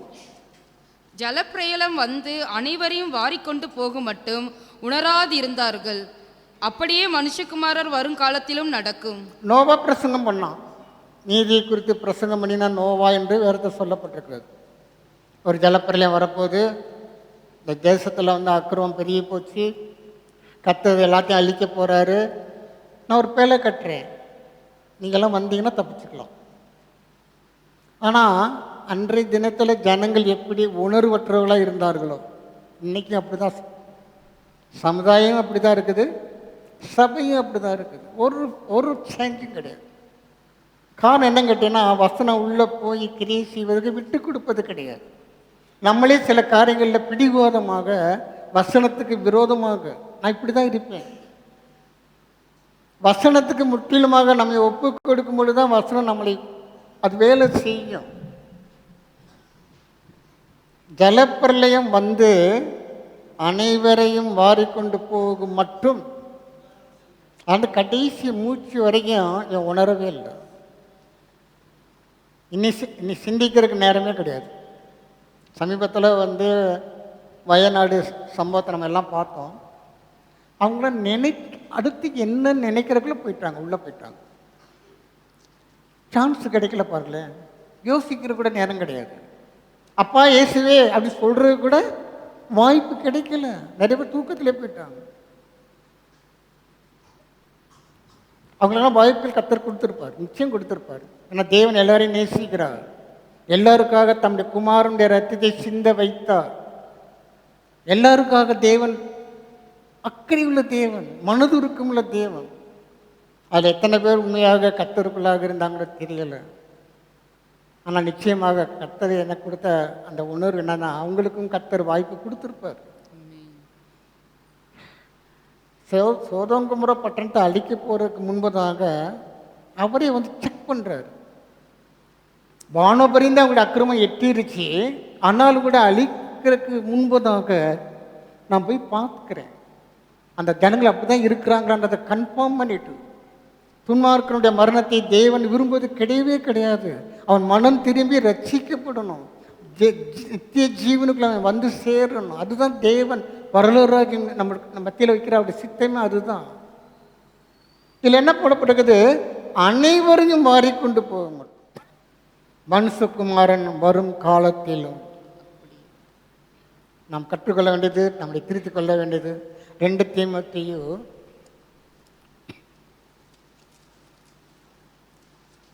3வது அதிகாரம் 1வது வசனத்தை வாசிப்போம். மேலும் கடைசி நாட்களில் கொடிய காலங்கள் வரும் என்று அறிவாயாக. இது கடைசி காலம். ஆண்டவர் சொன்னாரு, நோவாவின் நாட்களில் நடந்தது போல மனுஷகுமாரன் வரும் நாட்களிலும் நடக்கும்.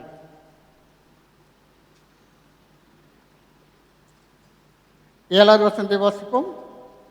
எப்போதும் கற்றாலும் ஒருபோதும் சத்தியத்தை அறிந்து உணராதிருக்கிற பெண் பிள்ளைகளுடைய வீடுகளில் இப்படிப்பட்டவர்கள் நுழைந்து அவர்களை வசப்படுத்தி கொள்கிறார்கள்.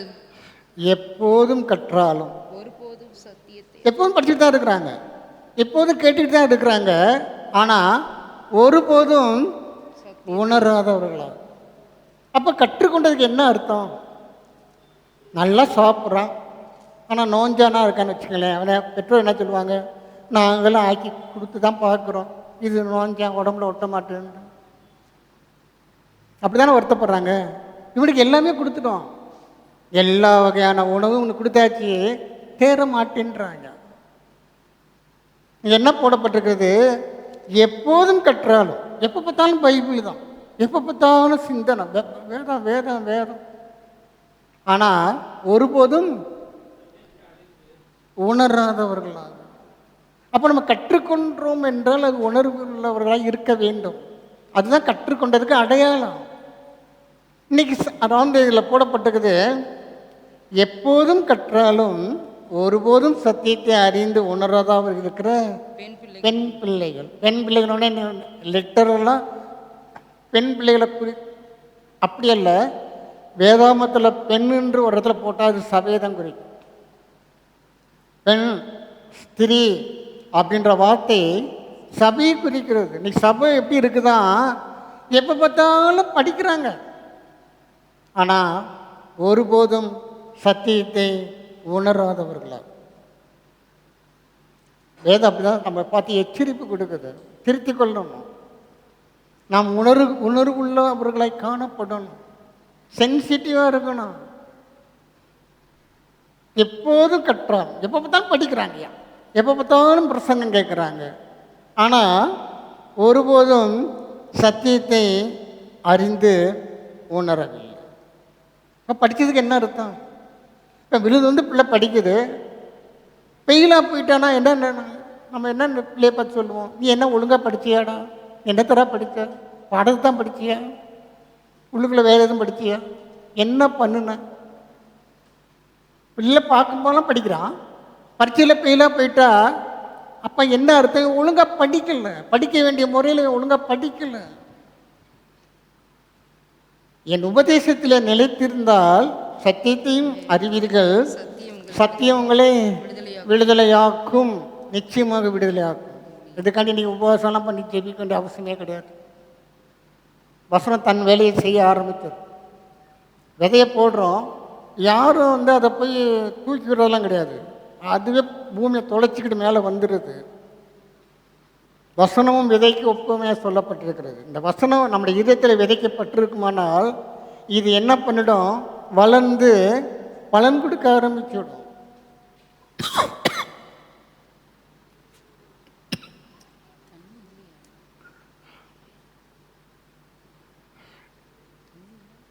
ஆதியாகமத்தின் புஸ்தகம் 7வது அதிகாரம்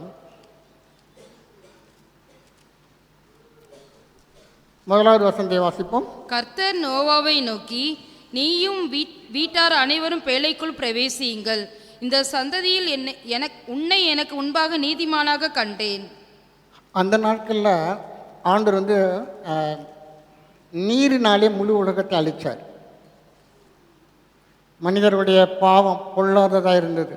கர்த்தர் மனஸ்தாப்பட்டார், ஏண்டா அந்த மனுஷனை படைத்தான் அப்படின்னு சொல்லி கர்த்தர் மனஸ்தாப்பட்டார்ன்று வேதத்தில் சொல்லப்பட்டிருக்கிறது. ஆனால் பார்த்தீங்கன்னா ஒரே ஒரு மனுஷன் தான் நீதிமானாக இருந்தான், ஒரே ஒரு மனிதன். 18வது அதிகாரம், அதே இதில் 18வது அதிகாரம், ஆபிரகாம் லோத்துக்காக தேவ சமூகத்தில் பரிந்து பேசுகிறான். ஆண்டவரே, என் நீதிமான்களோடு அக்கிரமக்காரோடு சேர்த்து நீங்கள் அழிச்சிடாதீங்க, என் சகோதரன் அங்கே இருக்கிறான், நீங்கள் பட்டணத்தை வேறு அழிக்க போகிறேன்னு சொல்கிறீங்களே. அப்போ ஆண்டவர் சொல்கிறார், அந்த ஊரில் ஒரு 50 நீதிமான்கள் இருந்தால் அந்த பட்டணத்தை நான் அழிக்க மாட்டேன். ஆனால் ஆபிரகாமுக்கு தெரியும் 50 பேர் அங்கே இருக்கிறதுக்கு வாய்ப்பு இல்லை. பேரம் பேசி கடைசியில் 22வது வசனத்தை வாசிப்போம். அப்பொழுது அவன், ஆண்டவருக்கு கோபம் வராதிருப்பதாக நான் இன்னும் இந்த ஒரு விசை மாத்திரம் பேசுகிறேன், 10 நீதிமான்கள் அங்கே காணப்பட்டாலோ என்றார். அதற்கு அவர், 10 நீதிமான்கள் நிமித்தம் அதை அழிப்பதில்லை என்றார். 50லேருந்து 10க்கு பேரம் பேசி வந்தாச்சு. நோவா நாட்களில் நோவா மட்டும்தான் நீதிமான். இப்போ சோதோம் குமோரா பட்டணத்தை கர்த்தர் அழிக்க போகிறாரு, இங்கே 10 ஒரு 0 கூடிருச்சு. வெளிப்படுத்தின விசேஷத்தின் புஸ்தகம் 22வது அதிகாரம் 11வது வசனத்தை வாசிப்போம். சபை இல்லை, 22:11. அநியாயம் செய்கிறவன் இன்னும் அநியாயம் செய்யட்டும், அசுத்தமாய் இருக்கிறவன் இன்னும் அசுத்தமாய் இருக்கட்டும், நீதி உள்ளவன் இன்னும் நீதி செய்யட்டும், பரிசுத்தமுள்ளவன் இன்னும் பரிசுத்தமாகட்டும். நோவா நாட்களில் நீதிக்கு முக்கியத்துவம் கொடுக்கப்பட்டது. ஆபிரகாம் தேவனை விசுவாசித்தான், அது அவனுக்கு நீதியாக எண்ணப்பட்டது. விசுவாசித்தான், நீதிமான் ஆயிட்டான், காப்பாற்றப்பட்டான். அதே போல் லோத்து நாட்கள்லையும் அவன் நீதிமான் என்று தான் வேதத்தில் சொல்லப்பட்டது. ஆனால் நோவாவின் நாட்களில் நடந்தது போல மனுஷகுமாரன் நாட்களிலும் நடக்கும். நமக்கு எப்படி தம்மா? வெறும் நீதி மாத்திரம் அல்ல, சொல்லப்பட்டிருக்கிறது, நீதி உள்ளவன் இன்னும் நீதி செய்யட்டும், பரிசுத்தம் உள்ளவன் இன்னும் பரிசுத்தமாகட்டும். அவங்ககிட்ட இல்லாத ஒன்று தேவன் நம்மகிட்ட எக்ஸ்ட்ரா எதிர்பார்க்குறாரு. அவங்ககிட்ட நோவா நாட்களில் ஒரு மனிதன் நீதிமானாக இருந்தான், அவன் குடும்பம் ரட்சிக்கப்பட்டது. லோத்தின் நாட்களில் அவனுக்கு 10 நீதிமான்கள் இருந்தால் கூட போதும்பா, நான் அந்த பட்டணத்தை அழிக்க மாட்டேன். ஆனால் இன்னைக்கு நோவாவின் நாட்களில் எப்படி நடந்துச்சோ அதே போல தான் மனுஷகுமாரன் வருகும்போது நடக்கும். இன்னைக்கு கர்த்தர் நம்மகிட்ட என்ன எதிர்பார்க்குறாரு? நீதி செய்கிறவர்களாய் மாத்திரமல்ல, பரிசுத்தம் உள்ளவர்களா. நம்ம என்ன நினைக்கிறோம்மா, நம்ம செய்கிற சில காரியங்களை பார்த்து திருப்திப்பட்டுக்கிறோம். நான் அதை செய்கிறேன், இதை செய்கிறேன், நான் அப்படிப்பட்டவனாக்கும். பரிசுத்தம், நம்முடைய கிரியைகளில் நீதி இருக்கட்டும், நல்லது. ஆனால் தேவன் இன்னொன்றையும் நம்மகிட்ட எதிர்பார்க்கிறாரு. 25வது அதிகாரம்.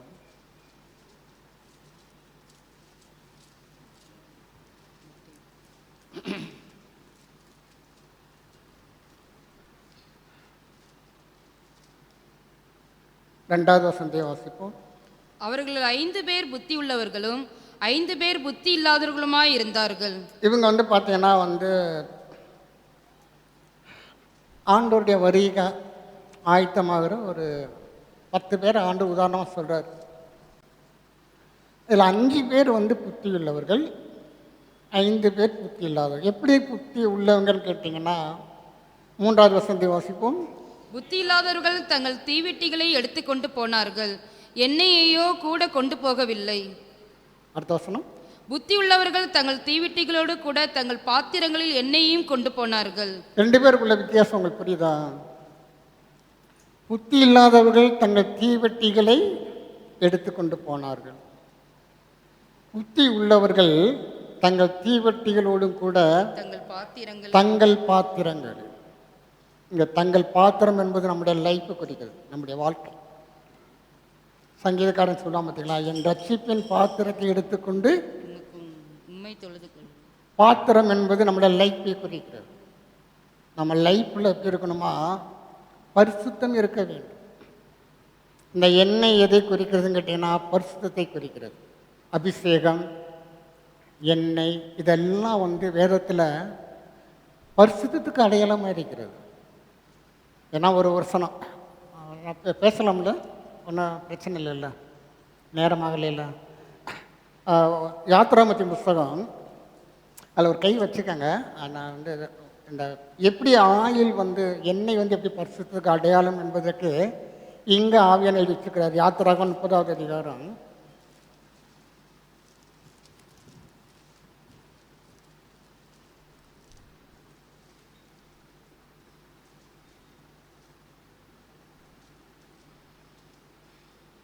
இருபத்தி 3வது வசனத்தில் வாசிப்போம். மேன்மையான சுகந்த வர்க்கங்களாகிய சுத்தமான வெள்ளை போலத்தில் பரிசுத்த ஸ்தலத்தின் சேக்கலின்படி 500 சேக்கல் இடையேயும், சுகந்த கருவாப்பட்டையிலே அதில் பாதியாகிய 250 சேக்கல் இடையேயும், சுகந்த வசம்பில் 250 சேக்கல் இடையேயும், லவங்கப்பட்டையில் 500 சேக்கல் இடையேயும், ஒலிவ எண்ணெயில் 1 குடம் எண்ணெயையும் எடுத்து, அதனால் பரிமள தைலக்காரன் செய்வது போல கூட்டப்பட்ட பரிமள தைலமாகிய சுத்தமான அபிஷேக தைலத்தை உண்டு பண்ணுவாயாக. அது பரிசுத்த அபிஷேக தைலமாய் இருக்க கடவது. இது எண்ணெய், ஒலிவ எண்ணெய், நிறையா லவங்கம், வெள்ளைப்போளம், சுகந்த கருவாப்பட்டை, லவங்கப்பட்டை எல்லாமே சேர்த்து ஆண்டு சொல்றார் ஒரு அபிஷேக தைலத்தினை ஆயத்தப்படுத்து. இந்த எண்ணெய் எதுக்குன்னு கேட்டிங்கன்னா, தொடர்ந்து வாசிப்போம்.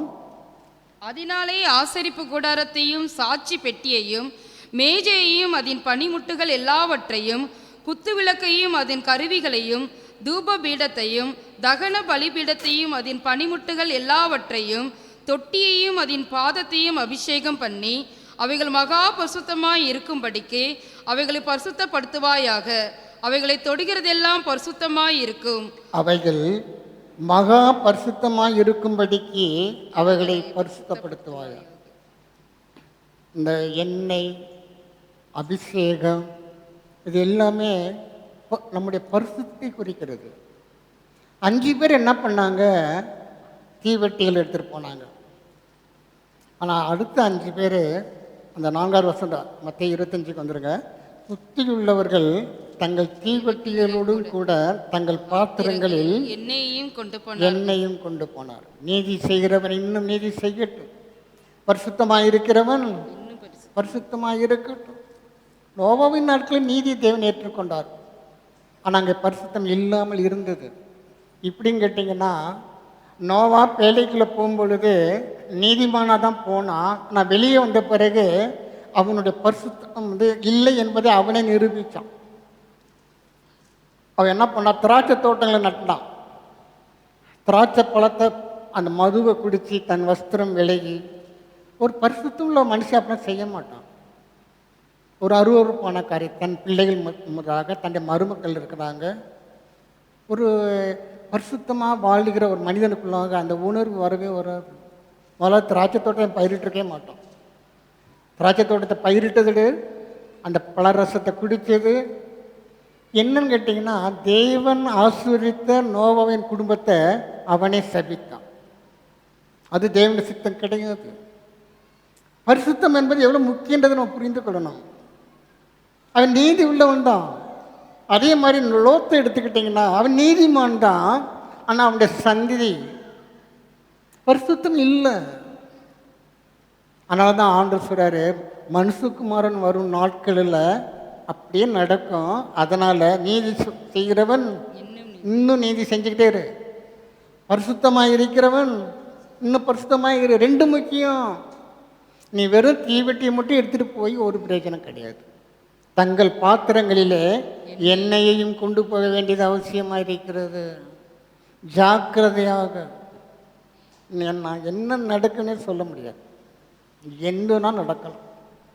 அரசியல் ரீதியாக, இயற்கை சீற்றங்கள், திடீர்னு பஞ்சம் வருதுன்னா, திடீர்னு 3ஆம் உலக போருன்றோம், எல்லாம் பார்த்தீங்கன்னா எல்லா அணு ஆயுதங்களை உபயோகப்படுத்த போகிறோன்றோம். ஒரே ஒரு அணுகுண்டு போட்டால் போதும், முழுச நாசன்றோம். என்னன்னா நடக்கும்? நீதி செய்கிறவன் செஞ்சுக்கிட்டே இரு. எது இருந்தாலும் அதை நான் பார்த்துக்கிறேன்.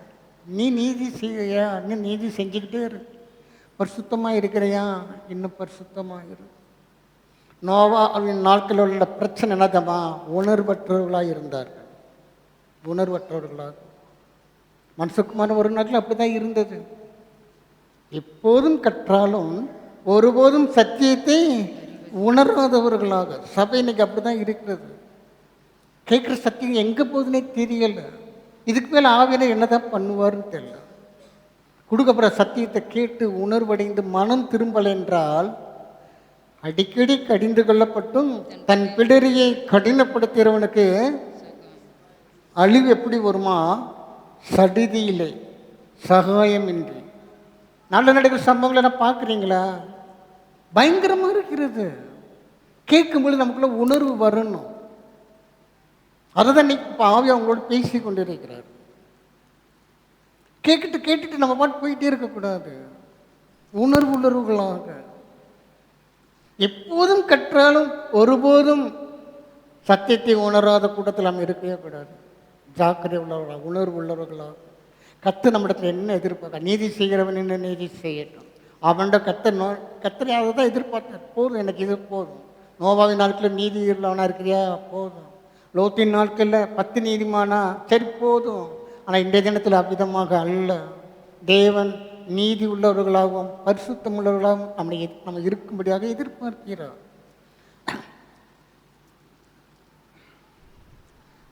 19வது சங்கீதம் நேரமாவது. சோத்திர ஆண்டவரே. 8வது வசனத்தை வாசிப்போம். கர்த்தருடைய நியாயங்கள் செம்மையும் இருதயத்தை சந்தோஷிப்பிக்கிறதுமாயிருக்கிறது. கர்த்தருடைய கற்பனை தூய்மையும் கண்களை தெளிவிக்கிறதுமாய் இருக்கிறது. கண்களை தெளிவிக்கிறதுமாய் இருக்கிறது. என் உபதேசத்தில் நிலைத்திருந்தால் சத்தியத்தையும் அறிவீர்கள், சத்தியம் உங்களை விடுதலையாகும். யாரும் தலையில் கை வச்சு ஜெபிக்க வேண்டிய அவசியமே கிடையாது. உங்களுக்காக நீ யார்கிட்டையுமே ஜெப குறிப்பு கொடுக்க வேண்டிய அவசியமே கிடையாது. இன்னைக்கு இதெல்லாம் ரொம்ப சாதாரணம் நடக்குது. ஜெப உதவிக்கு ஒரு 4 நம்பர் கொடுக்குறாங்க.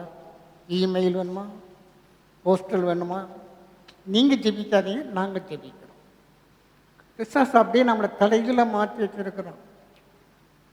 உனக்காக நீ ஜெபிக்காம இன்னொருத்தவங்க ஜெபம் பண்ணுனா அது எப்படி முக்கியத்துவம் பெறும் தேவ சமூகத்தில்? உனக்கு பதிலாக நான் சாப்பிட்டா உன் பசி ஆறிடுமா? அப்பா எனக்கு பசிக்குது, சீக்கிரமாக சாப்பிடுன்னு சொல்லி சோத்தை அடுத்தவங்க கையில் கொடுப்போமா? ஆனால் ஜெபம் பண்ணுறதுக்கு எனக்காக நீங்கள் ஜெபம் பண்ணுங்க. ஏன் நீங்கள் என்ன பண்ணுறீங்க? வழி உங்களுக்கு தானே, யார் அதிகமாக ஜெபிக்க வேண்டும். ஆனால் இன்றைக்கி என்ன பண்ணுறாங்க? ஒரு பேப்பர் எழுதி கொடுத்துறாங்க, துண்டு சீட்டு. ஜெப குறிப்பான். இந்த ஜெப குறிப்பெல்லாம் நம்மளாக ஏற்படுத்தி கொண்டது. இங்கே உன் தேவ சமூகத்தில் போய் விழுந்து கிடக்கணும். உனக்காகவும் உன் பிள்ளைகளுக்காகவும் அழுங்க. இயேசு அப்படிதான் நம்ம கற்றுக் கொடுத்துருக்கிறார். நம்ம என்ன பண்ணுறோம்னா, எனக்காகவும் என் பிள்ளைகளுக்காகவும் நீங்கள் அழுங்க. நீங்கள் எங்கே போகிறீங்க? யாருக்கு வலிக்குது? பசித்தா நீங்கள் தானே சாப்பிட்றீங்க. அருமையானவர்களே, கண்கள் திறக்கப்பட வேண்டியது அவசியமாக இருக்கிறது. பேதைகளை ஞானம் உள்ளவனாய் மாற்றுகிறது, பேதைகளை உணர்வுள்ளவனாய் மாற்றுகிறது. அடுத்தபடியாக கண்களை தெளிவிக்கிறதாய். இன்றைக்கெல்லாம் குருடனுக்கு வழிகாட்டுற குருடர்கள் தான் அதிகமாக இருக்கிறாங்க. இவனே குருடன், இவன் இன்னொரு குருடனுக்கு வழிகாட்டிகிட்டு இருக்கிறான். ஆண்டுச்சுன்னா 2 பேரும் குழியில் தான் விழுவாங்க, 2 பேரும் கரையேற மாட்டாங்க. கண்கள் தெளிவாக இருக்க வேண்டியது அவசியமாக இருக்கிறது.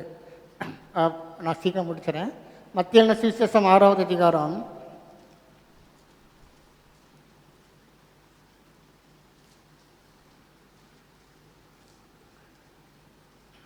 22வது வசனத்தை வாசிப்போம். கண்ணானது சரீரத்தின் விளக்காய் இருக்கிறது. உன் கண் தெளிவாய் இருந்தால் உன் சரீரம் முழுவதும் வெளிச்சமாய் இருக்கும். நம்முடைய சரீரத்துக்கு இங்கே ஒரு லைட்டு கத்தர் வச்சிருக்கிறார், விளக்கு. இந்த விளக்கு சரியாக இருந்துச்சுன்னா இடர்லே கிடையாது. உன் கண்ணானது சரீரத்தின் விளக்காய் இருக்கிறது. உன் கண் தெளிவாய் இருந்தால், சரீரம் முழுவதும் தெளிவாய் இருந்தால். நம்ம கண்ணை நம்ம தான் செக் பண்ணணும். இந்த கண்ணு கூட கண்ணாடி போட்டுக்கலாம். ஆனால் உள்ளே இருக்கிற மனிதன் இருக்கான் பார்த்தீங்களா, அவன் கண்ணுக்கு வேத வசனம் தான், கர்த்தருடைய வார்த்தை தான். அதுதான் நம்முடைய கண்களை தெளிவுபடுத்த முடியும். மார்க்கு சுவிசேஷம் 8வது அதிகாரம் இங்கே ஒரு சம்பவம் சொல்லப்பட்டிருக்குது. ஆண்டவர் என்ன பண்ணார், பெத்சாயிதான்ற ஊருக்கு போகிறாரு. அங்கே ஒரு குருடனை கொண்டாந்து இயேசு தலையில் கை வச்சு ஜெபிக்க முடியாது கேட்குறாரு. ஜனங்க கேட்கறதுனால ஆண்டவர் என்ன பண்ணுறாரு, 23வது வசனத்தை வாசிப்போம். அவர் குருடனுடைய கையை பிடித்து அவனை கிராமத்துக்கு வெளியே அழைத்து கொண்டு போய் அவன் கண்களில் உமிழ்ந்து அவன் மேல் கைகளை வைத்து, எதையாகிலும் காண்கிறாயா என்று கேட்டார். அவன் ஏறிட்டு பார்த்து, நடக்கிற மனுஷரை மரங்களைப் போல காண்கிறேன் என்றான். நடக்கிற மனுஷரை மரங்களைப் போல. இயேசு கண்ணில் கை வச்சு ஜெபிச்சதுக்கு இந்த ரிசல்ட்டுன்னா எப்படி இருக்கு பாருங்களேன். அநேக இடங்களில் இயேசு கிறிஸ்து வந்து தொடாமலே அநேக குருடைய கண்களை அவர் பார்வையடையும்படி செஞ்சுருக்கிறார். ஆனால் இந்த மனுஷன் ஒரு ஸ்பெஷல். இவனுக்கு நடக்கிற மனிதர்கள் எப்படி தெரியுறாங்க, மரங்களை போல தெரிகிறார். அடுத்த வசனத்தை வாசிப்போம். பின்பு அவர் மறுபடியும் அவன் கண்களின் மேல் கைகளை வைத்து அவனை ஏறிட்டு பார்க்கும்படி செய்தார். அப்பொழுது அவன் சொஸ்தம் அடைந்து யாவரையும் தெளிவாய் கண்டான். மறுபடியும் அவன் கண்களின் மேல் கைகளை வைத்து. இது புரியலையா? திருப்பி திருப்பி படிங்க, மீண்டும் மீண்டும் படிங்க. இயேசுக்கு என்ன பண்ணாரு, அவர் மறுபடியும் அவன் கண்கள் மேல் கைகளை வைத்து. இந்த சத்தியம் புரிகிற வரைக்கும் திருப்பி திருப்பி படிங்க. நம்முடைய நோக்கம் என்னதம்மா, எண்ணிக்கை அல்ல. நான் 10 தடவை படிச்சிருக்கிறேன், 20 தடவை படிச்சிருக்கிறேன், இந்த எண்ணிக்கையெல்லாம் ஒரு பிரயோஜனப்படாது. சத்தியத்தை நாம் அறிந்தவர்களாக இருக்கிறோமா, உணர்வு அந்த உணர்வின் ஆவி இருக்குதா, அதுதான் நம்ம பார்க்க வேண்டியது. மறுபடியும் அவன் கண்கள் மேல் கைகளை வைத்து. கர்த்தர் விடலை. இவன் விட்டால் மனிதர்களெல்லாம் மரமாக தான் பார்த்துக்கிட்டு இருப்பான்னு சொல்லி நிப்பாட்டி என்ன பண்ணிட்டாரு, மறுபடியும் கண்கள் தெளிவாய் பார்க்குற வரைக்கும் இந்த வசனத்தை திருப்பி திருப்பி படிக்கணும். இதுக்கெல்லாம் டைம் பாண்டே கிடையாது. படிங்க, திருப்பி திருப்பி படிங்க. நம்முடைய நோக்கம் என்னதம்மா, கண்கள் தெளிக்கப்படும், தெளிவான பார்வை நாம் பெற்றுக்கொள்ள வேண்டும். லூக்கான சுவிசேஷம் 24வது அதிகாரம். இயேசு கிறிஸ்து உயிரோடு எழுந்துட்டாரு. ஆனால் 2 சீசர்கள் வந்து பேசிக்கிட்டே போகிறாங்க. ஆண்டவர் எப்படி அடித்து கொண்டு விட்டாங்களே, நம்ம அவர் இஸ்ரவேலெல்லாம் ரட்சிப்பார், மீட்டெடுப்பார் நம்ம நினச்சோம், இப்படி சிலையில் அடித்து போட்டாங்களே அப்படின்ட்டு துக்கம் பேசிக்கிட்டே போகிறாங்க. ஆனால் பார்த்தீங்கன்னா இயேசு கிறிஸ்து அவரோட அவங்களோட ஜாயின் பண்ணிக்கிறார். அப்படி போகும் பொழுது தன்னோடு வந்து சேர்ந்திருக்கிறவர் இயேசு என்பதை அவங்க அறிந்து கொள்ளவில்லை. அதான் பிரச்சனை. அந்த 24வது அதிகாரம் 16வது வசனத்தை வாசிப்போம். ஆனாலும் அவரை அறியாதபடிக்கு அவருடைய கண்கள் மறைக்கப்பட்டிருந்தது. இயேசுவே நேரடியாக வந்து பார்க்க முடியலன்னா நம்ம தூதங்களை எங்கே பார்க்க போகிறோம்? தீர்க்கதரிசியில் எங்கே போய் பார்க்க போகிறோம்? இயேசு நேரம் வந்துட்டார். ஒரு 3 வருஷம் கூட இருந்திருக்கிறாரு. அவர் பேசுனது தெரியும், அவருடைய துணி தெரியும். ஆனால் கண்கள் மறைக்கப்பட்டிருந்தது. ஆவிக்குரிய கண்கள், உள்ளான மனிதனுடைய கண்கள் மறைக்கப்பட்டிருந்தது. ஆண்டவர் உடனே வந்து என்னங்கடா இப்படி என்ன அதுக்குள்ளே மறந்துட்டீங்க, இந்த கதைலாம் பேசலை. அவர் என்ன பண்ணுறாருன்னு பார்த்தீங்கன்னா 25வது வசனத்தை வாசிப்போம். அப்பொழுது அவர் அவர்களை நோக்கி, தீர்க்கதரிசிகள் சொன்ன யாவையும் விசுவாசிக்கிறதுக்கு புத்தி இல்லாத மந்த இருதயம் உள்ளவர்களே, கிறிஸ்து இவ்விதமாக பாடுபடவும் தமது மகிமையில் பிரவேசிக்கவும் வேண்டியதில்லையா என்று சொல்லி மோசே முதலிய சகல தீர்க்கதரிசிலும் எழுதின வேத வாக்கியங்கள் எல்லாவற்றிலும் தம்மை குறித்து சொல்லியவைகளை அவர்களுக்கு விவரித்து காண்பித்தார். அங்கே ஆண்டவர் வந்து சத்தியத்தை தான் சொல்லி கொடுத்தார். பாருடா, என் கையை பாரு, என்னடா அதுக்குள்ளே மறந்துட்டீங்க. கத்தர் இந்த கதைலாம் விடலை பாருங்களேன். திருப்பி கத்தர் என்ன பண்ணுறாரு? சத்தியத்தை தான் சொல்லி கொடுத்தாரு. ஏன்னா சத்தியம்தான் கண்கள் திறக்க முடியும். இந்த சத்தியம்தான், சத்தியத்தையும் அறிவீர்கள், சத்தியம் உங்களை விடுதலையாக்கும். கத்தர் சொந்த கதை சோக கதைலாம் பேசலை, கடிந்து கொண்டார். புத்தி இல்லாத மந்த இருதயம் உள்ளவர்கள். அறிவு இருக்காடா? சமயத்தை நம்ம பிள்ளைங்களை அப்படியான திட்டுறோம், முட்டா பாயில. கத்தரு கூட கோவம் வந்தால் என்ன பண்ணுறாரு? திட்டுறாரு. மந்த இருதயம் உள்ளது, புத்தி இல்லாதவனே அப்படின்னு சொல்லிவிட்டு அவர் நேராக மோசைக்கு கூட்டிகிட்டு போயிட்டார். மோசே முதலிய சகல தீர்க்கதரிசியும் எழுதின வேத வாக்கியங்கள் எல்லாவற்றிலும் கர்த்தர் அங்கே பிரசங்கம் தான் பண்ணுறாரு. ஏன்னா அதுதான் பேதையை ஞானமுள்ளவனாய் மாற்றும். அதுதான் பேதையை உணர்வுள்ளவனாய் மாற்றும். அதுதான் என்ன பண்ணும்? கண்களை தெளிவிக்கிறதா இருக்கும். நாம் முழங்கால் படிக்கிடுவோம். ஹல்லேலூயா, ஹல்லேலூயா, ஹல்லேலூயா, ஹல்லேலூயா.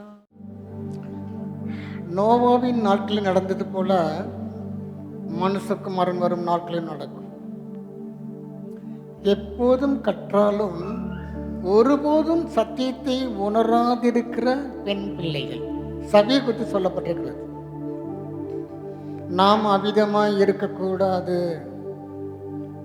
கேட்டு உணருங்கள். இயேசு கிறிஸ்து தான் சொன்னார், நீங்கள் வந்து கேட்டு உணருங்கள்.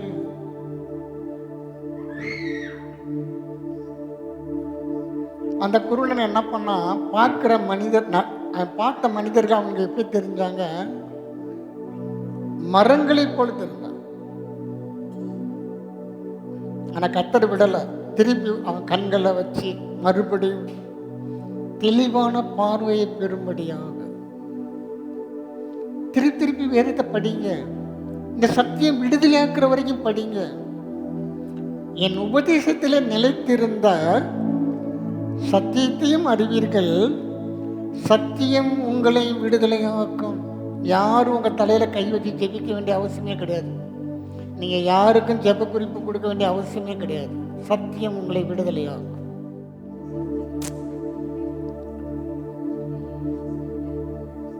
எங்களை நேசிக்கிற நல்ல பிதாவே, இந்த பரிசுத்த ஓய்வு நாளுக்காக நாங்கள் நன்றி செலுத்துகிறோம்.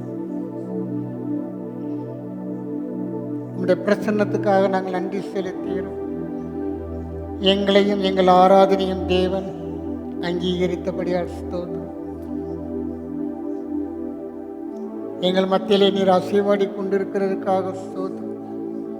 உங்களுடைய மகிமையின் மேகம் ஆண்டவரே எங்கள் மத்தியில் மாத்திரமில்லை, எங்களுடைய உள்ளங்களிலேயும் ஆசீர்வாடும்படியாக எங்களை தாழ்த்தி உங்களுடைய கட்டில ஒப்பு கொடுக்கிறோம். எங்கள் ஆராதனையினாலே தேவன் மகிமைப்பட்டபடியால் ஸ்தோத்திரம். ஆண்டவரே நாங்கள் நன்றியில் இதத்தோடு துதிக்கிறோம்ப்பா, ஸ்தோத்தரிக்கிறோம் ஆண்டவரே, ஸ்தோத்தரிக்கிறோம் ஆண்டவரே. நீர் மகா பெரியவர் ஆண்டவரே, மகா உன்னதமானவர், சர்வத்தையும் ஆளுகை செய்கிறவர். சாதாரண மனிதர்களாகிய எங்களுக்கு நீங்கள் இவ்வளோ பெரிய ஸ்லாக்கியத்தை கொடுத்துருக்கிறீங்களே, நாங்கள் நன்றி பலியில ஏறெடுக்கிறோம் ஆண்டவர். உடைய நாம ஒன்றே மகிமைப்படுவதாக, உடைய நாம ஒன்றே எங்கள் மத்தியிலே உயர்த்தப்படுவதாக. ஆண்டவரே, எல்லா துதிகன மகிமையை நாங்கள் ஒருவருக்கே செலுத்துகிறோம், ஒருவருக்கே செலுத்துகிறோம் ஆண்டவர். நீங்கள் பெருகவும் நாங்கள் சிறுகவும் ஆகட்டும் ஆண்டவர். சபைக்காக ஜெபிக்கிறேன், சபையாருக்காக உடைய சமூகத்திலே வருகிறேன். சபையில் இருக்கிற ஒவ்வொரு ஆத்மாக்களுக்காக, ஒவ்வொரு குடும்பத்துக்காக அன்றைய உடைய சமூகத்திலே வருகிறேன். கர்த்தர் பேர் பேராய் தொடுங்க, அவளை ஆஸ்வதிங்க. நல்ல பிதாவே மெற்றிருக்கிறோம்ப்பா, நீ எல்லாரும் மீது மனது உருக்கம் உள்ளவராக இருக்கபடியால் ஸ்தோத்திரம். எங்கள் ஒவ்வொருவருக்காகவும் சிலுவிலே சிந்தின இரத்தத்துக்காக நாங்கள் நன்றி பலியில ஏறெடுக்கிறோம் ஆண்டவர். சபையில் இருக்கிற எல்லா முதியோர்களுக்காக ஜெபிக்கிறேன். கர்த்தர் முதியோர்களை ஆஸ்வதிங்க. முதிர் வயதிலும் கனி தந்து புஷ்டியும் பசுமையுமாய் இருப்பான்னு சொல்லியிருக்கிறீங்களே, எங்களை ஏந்துகிறவர், எங்களை சுமக்கிறவர் ஆண்டவரே நீங்களா இருக்கிறபடியா நாங்கள் ஸ்தோத்திர பலிகளை ஏறெடுக்கிறோம். முதுமை பருவத்துக்கு வேண்டிய பலனை கொடுங்க, ஆரோக்கியத்தை கொடுங்க, திடனை கொடுங்க. பிள்ளைகள் நேசிக்கும், பிள்ளைகள் அவர்களை பராமரிக்கும், பிள்ளைகளுக்கு அப்படிப்பட்ட ஈரியத்தை கொடுங்க. பெற்றாருக்கு அன்றைய நன்மையை திருப்பி செய்யணும்னு நீங்கள் சொல்லி கொடுத்துருக்கிறீங்க. பிள்ளைகளுக்குள்ளாக அப்படிப்பட்ட சிந்தனைகளை கொடுங்க, பாரத்தை கொடுங்க ஆண்டவரே. சபையில் இருக்கிற எல்லா பெற்றோருக்காக ஜெபிக்கிறேன். தங்கள் பிள்ளைகளை ஆண்டவரை நடத்த வேண்டிய பாதையில் நடத்துன்னு சொல்லியிருக்கிறீங்க. அதை கற்றுக்கொள்ள உதவி செய்யுங்க. நீர் அமர்ந்திருக்கும் போதும், உட்கார்ந்திருக்கிற போதும், நடக்கும் போதும், படுத்திருக்கும் போதும் இந்த வசனங்களை உன் பிள்ளைகளுக்கு நீ சொல்லுன்னு சொல்லியிருக்கிறீங்க. அன்றைய எல்லா பெற்றோருக்கு அப்படிப்பட்ட இருதயத்தை கொடுங்கப்பா. பக்தி உள்ள சந்ததிகளை அன்றைய பெற்றெடுக்க வேண்டிய கட்டாயம் இருக்கிறது. எங்கள் சந்ததிகள் ஆண்டவரே உமக்கென்று வைராக்கியம் உள்ள சந்ததிகளாய் காணப்படட்டும் ஆண்டவர். உமக்கு பிரியமான பிள்ளைகளாய் காணப்படட்டும் ஆண்டவரே. ஆண்டவரே உமக்கென்று எழும்பி பிரகாசிக்கிற சுடர்களாய் காணப்படட்டும் ஆண்டவர். சபையில் இருக்க எல்லா வாலிப பிள்ளைகளுக்காக ஜெபிக்கிறேன். இந்த வாலிப நாட்களில் ஆண்டவரே தவறான பாதையில் போய் விடக்கூடாது. பொல்லாத உலகத்துக்குள்ளே எங்கள் பிள்ளைகள் கடந்து போகிறாங்க. அவங்களுடைய நடைகளை ஸ்திரப்படுத்துங்க. தீமைக்கு வேலைக்கு பாதுகாப்பு கொடுங்க. இந்த வாலிப நாட்களில் சிஸ்டர் ஆகிய உண்மை மாத்திரம் பற்றி கொள்ளும்படி அவருடைய சிந்தனைகள்லாம் ஒருமுகப்படுத்துங்க. படிக்கிற பிள்ளைகளுக்கு வேண்டிய ஞானத்துக்காக ஜெபிக்கிறேன். உன் பிள்ளைகள் கர்த்தரால் போதிக்கப்பட்டு இருப்பார்கள், அவர்கள் சமாதானம் பெரிதாக இருக்குன்னு சொல்லி இருக்கிறீங்களே. படிக்கிற பிள்ளைகளுக்கு வேண்டிய ஞானத்தை கொடுங்க ஆண்டவரே. வேலை செய்கிற பிள்ளைகளுக்கு நல்ல ப்ரமோஷன் கிடைக்கட்டும். வேலை இல்லாத பிள்ளைகளுக்கு நல்ல வேலை வாய்ப்புகள் உருவாகட்டும் ஆண்டவரே. நீ பிரபுக்களோடு ராஜாக்களோடு நீ அமர பண்ணுகிறவராக இருக்கப்படியால் ஸ்தோத்திரம். தொழில் செய்கிறவர்கள், வியாபாரம் செய்கிறவர்கள் ஆண்டவரே இவருடைய கையின் பிரயாசங்களை கர்த்தர் ஆஸ்வதிங்க. நான் ஆசீர்வாதத்தை கட்டளையிடுவேன் சொல்லியிருக்கிறீங்க. உங்களுடைய வார்த்தைக்காக ஸ்தோத்திரம்.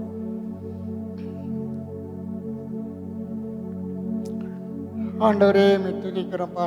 சபையில் இருக்கிற எல்லா குழந்தைகளுக்காக ஜெபிக்கிறேன். குழந்தைகள் மீது உங்களுடைய கிருபைகள் இருக்கட்டும், உங்களுடைய தயவுகள் இருக்கட்டும், உங்களுடைய இரக்கங்கள் இருக்கட்டும்.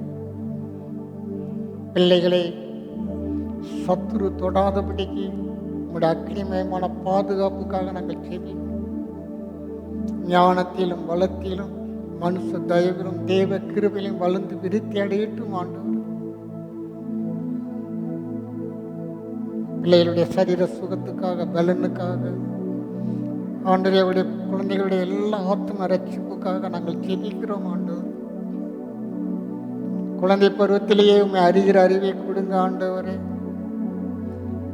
ஆண்டவரே, எங்கள் பிள்ளைகள் சாமுவேலே என்று கூப்பிடுகிற நம்முடைய சத்தத்தை கேட்கட்டும் ஆண்டவர்.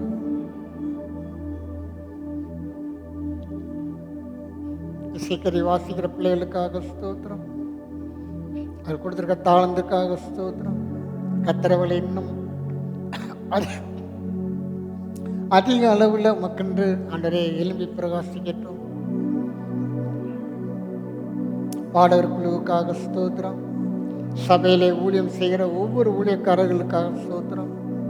விதைக்கப்படுகிற வசனங்களை கத்தர் ஆஸ்வதிங்க. தூரத்தையான பலனை பெற்றுக்கொள்ள உதவி செய்யுங்க.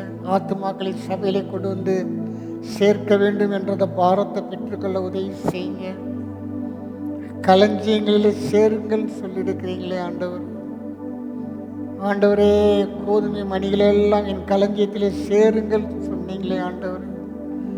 ஆண்டவரே, நாங்கள் அப்படிப்பட்ட ஜாக்கிரதை உள்ளவர்களாக கோதுமை மணிகளை சபையிலே கொண்டு வந்து சேர்க்கும்படி ஒவ்வொருவருக்குள்ளாக அப்படிப்பட்ட பாரத்தை கொடுங்க ஆண்டவர். குடும்பத்தில் ரட்சிக்கப்படாதவர்களுக்காக ஜெபிக்கிறேன். எல்லாரும் ரட்சிக்கப்படும். கர்த்தரை அறிகிற அறிவை அடையட்டும் ஆண்டவர். ஒவ்வொரு குடும்பத்திலும் ரட்சிப்பின் கம்பீர சத்தம் மாத்திரம் கேட்கட்டும் ஆண்டவர்.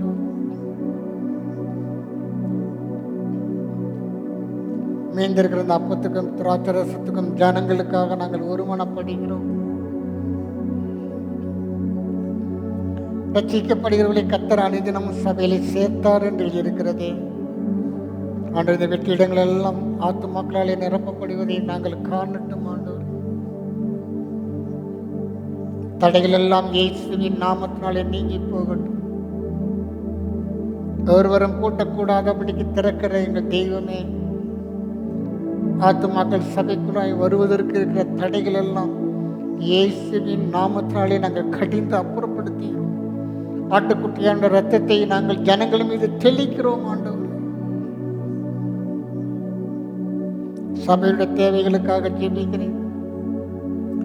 உங்களுடைய மகிமையின் ஐஸ்வர்யத்திலிருந்து குறைகள் எல்லாம் நிறைவாக்குங்க ஆண்டவரே. நாங்கள் உண்மை துதிக்கிறோம், ஸ்தோத்திரிக்கிறோம். இப்போ ஜனங்கள் கலைந்து செல்லுகிறார்கள். மீண்டும் சபையிலே கூடும் வரைக்கும் உங்களுடைய பாதுகாப்புக்கும் பராமரிப்புக்கும் ஒப்பு கொடுக்கிறேன். உங்களுடைய பிரசன்னம் அவர்களோடு தங்கட்டும். எல்லா தீங்குக்கும் விலக்கி காக்கும்படியாக உங்களுடைய சமூகத்தில் அவர்களை வைக்கிறேன் ஆண்டவர்.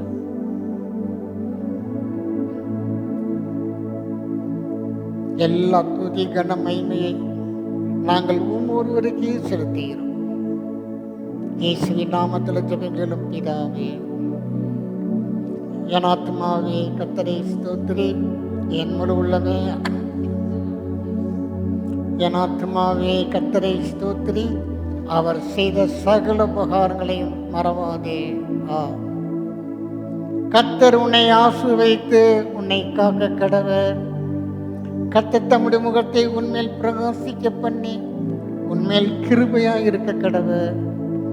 கர்த்தர் தம்முடைய முகத்தை உன்மேல் பிரசன்னமாக்கி உனக்கு சமாதானம் கட்டளையிட கடவர்.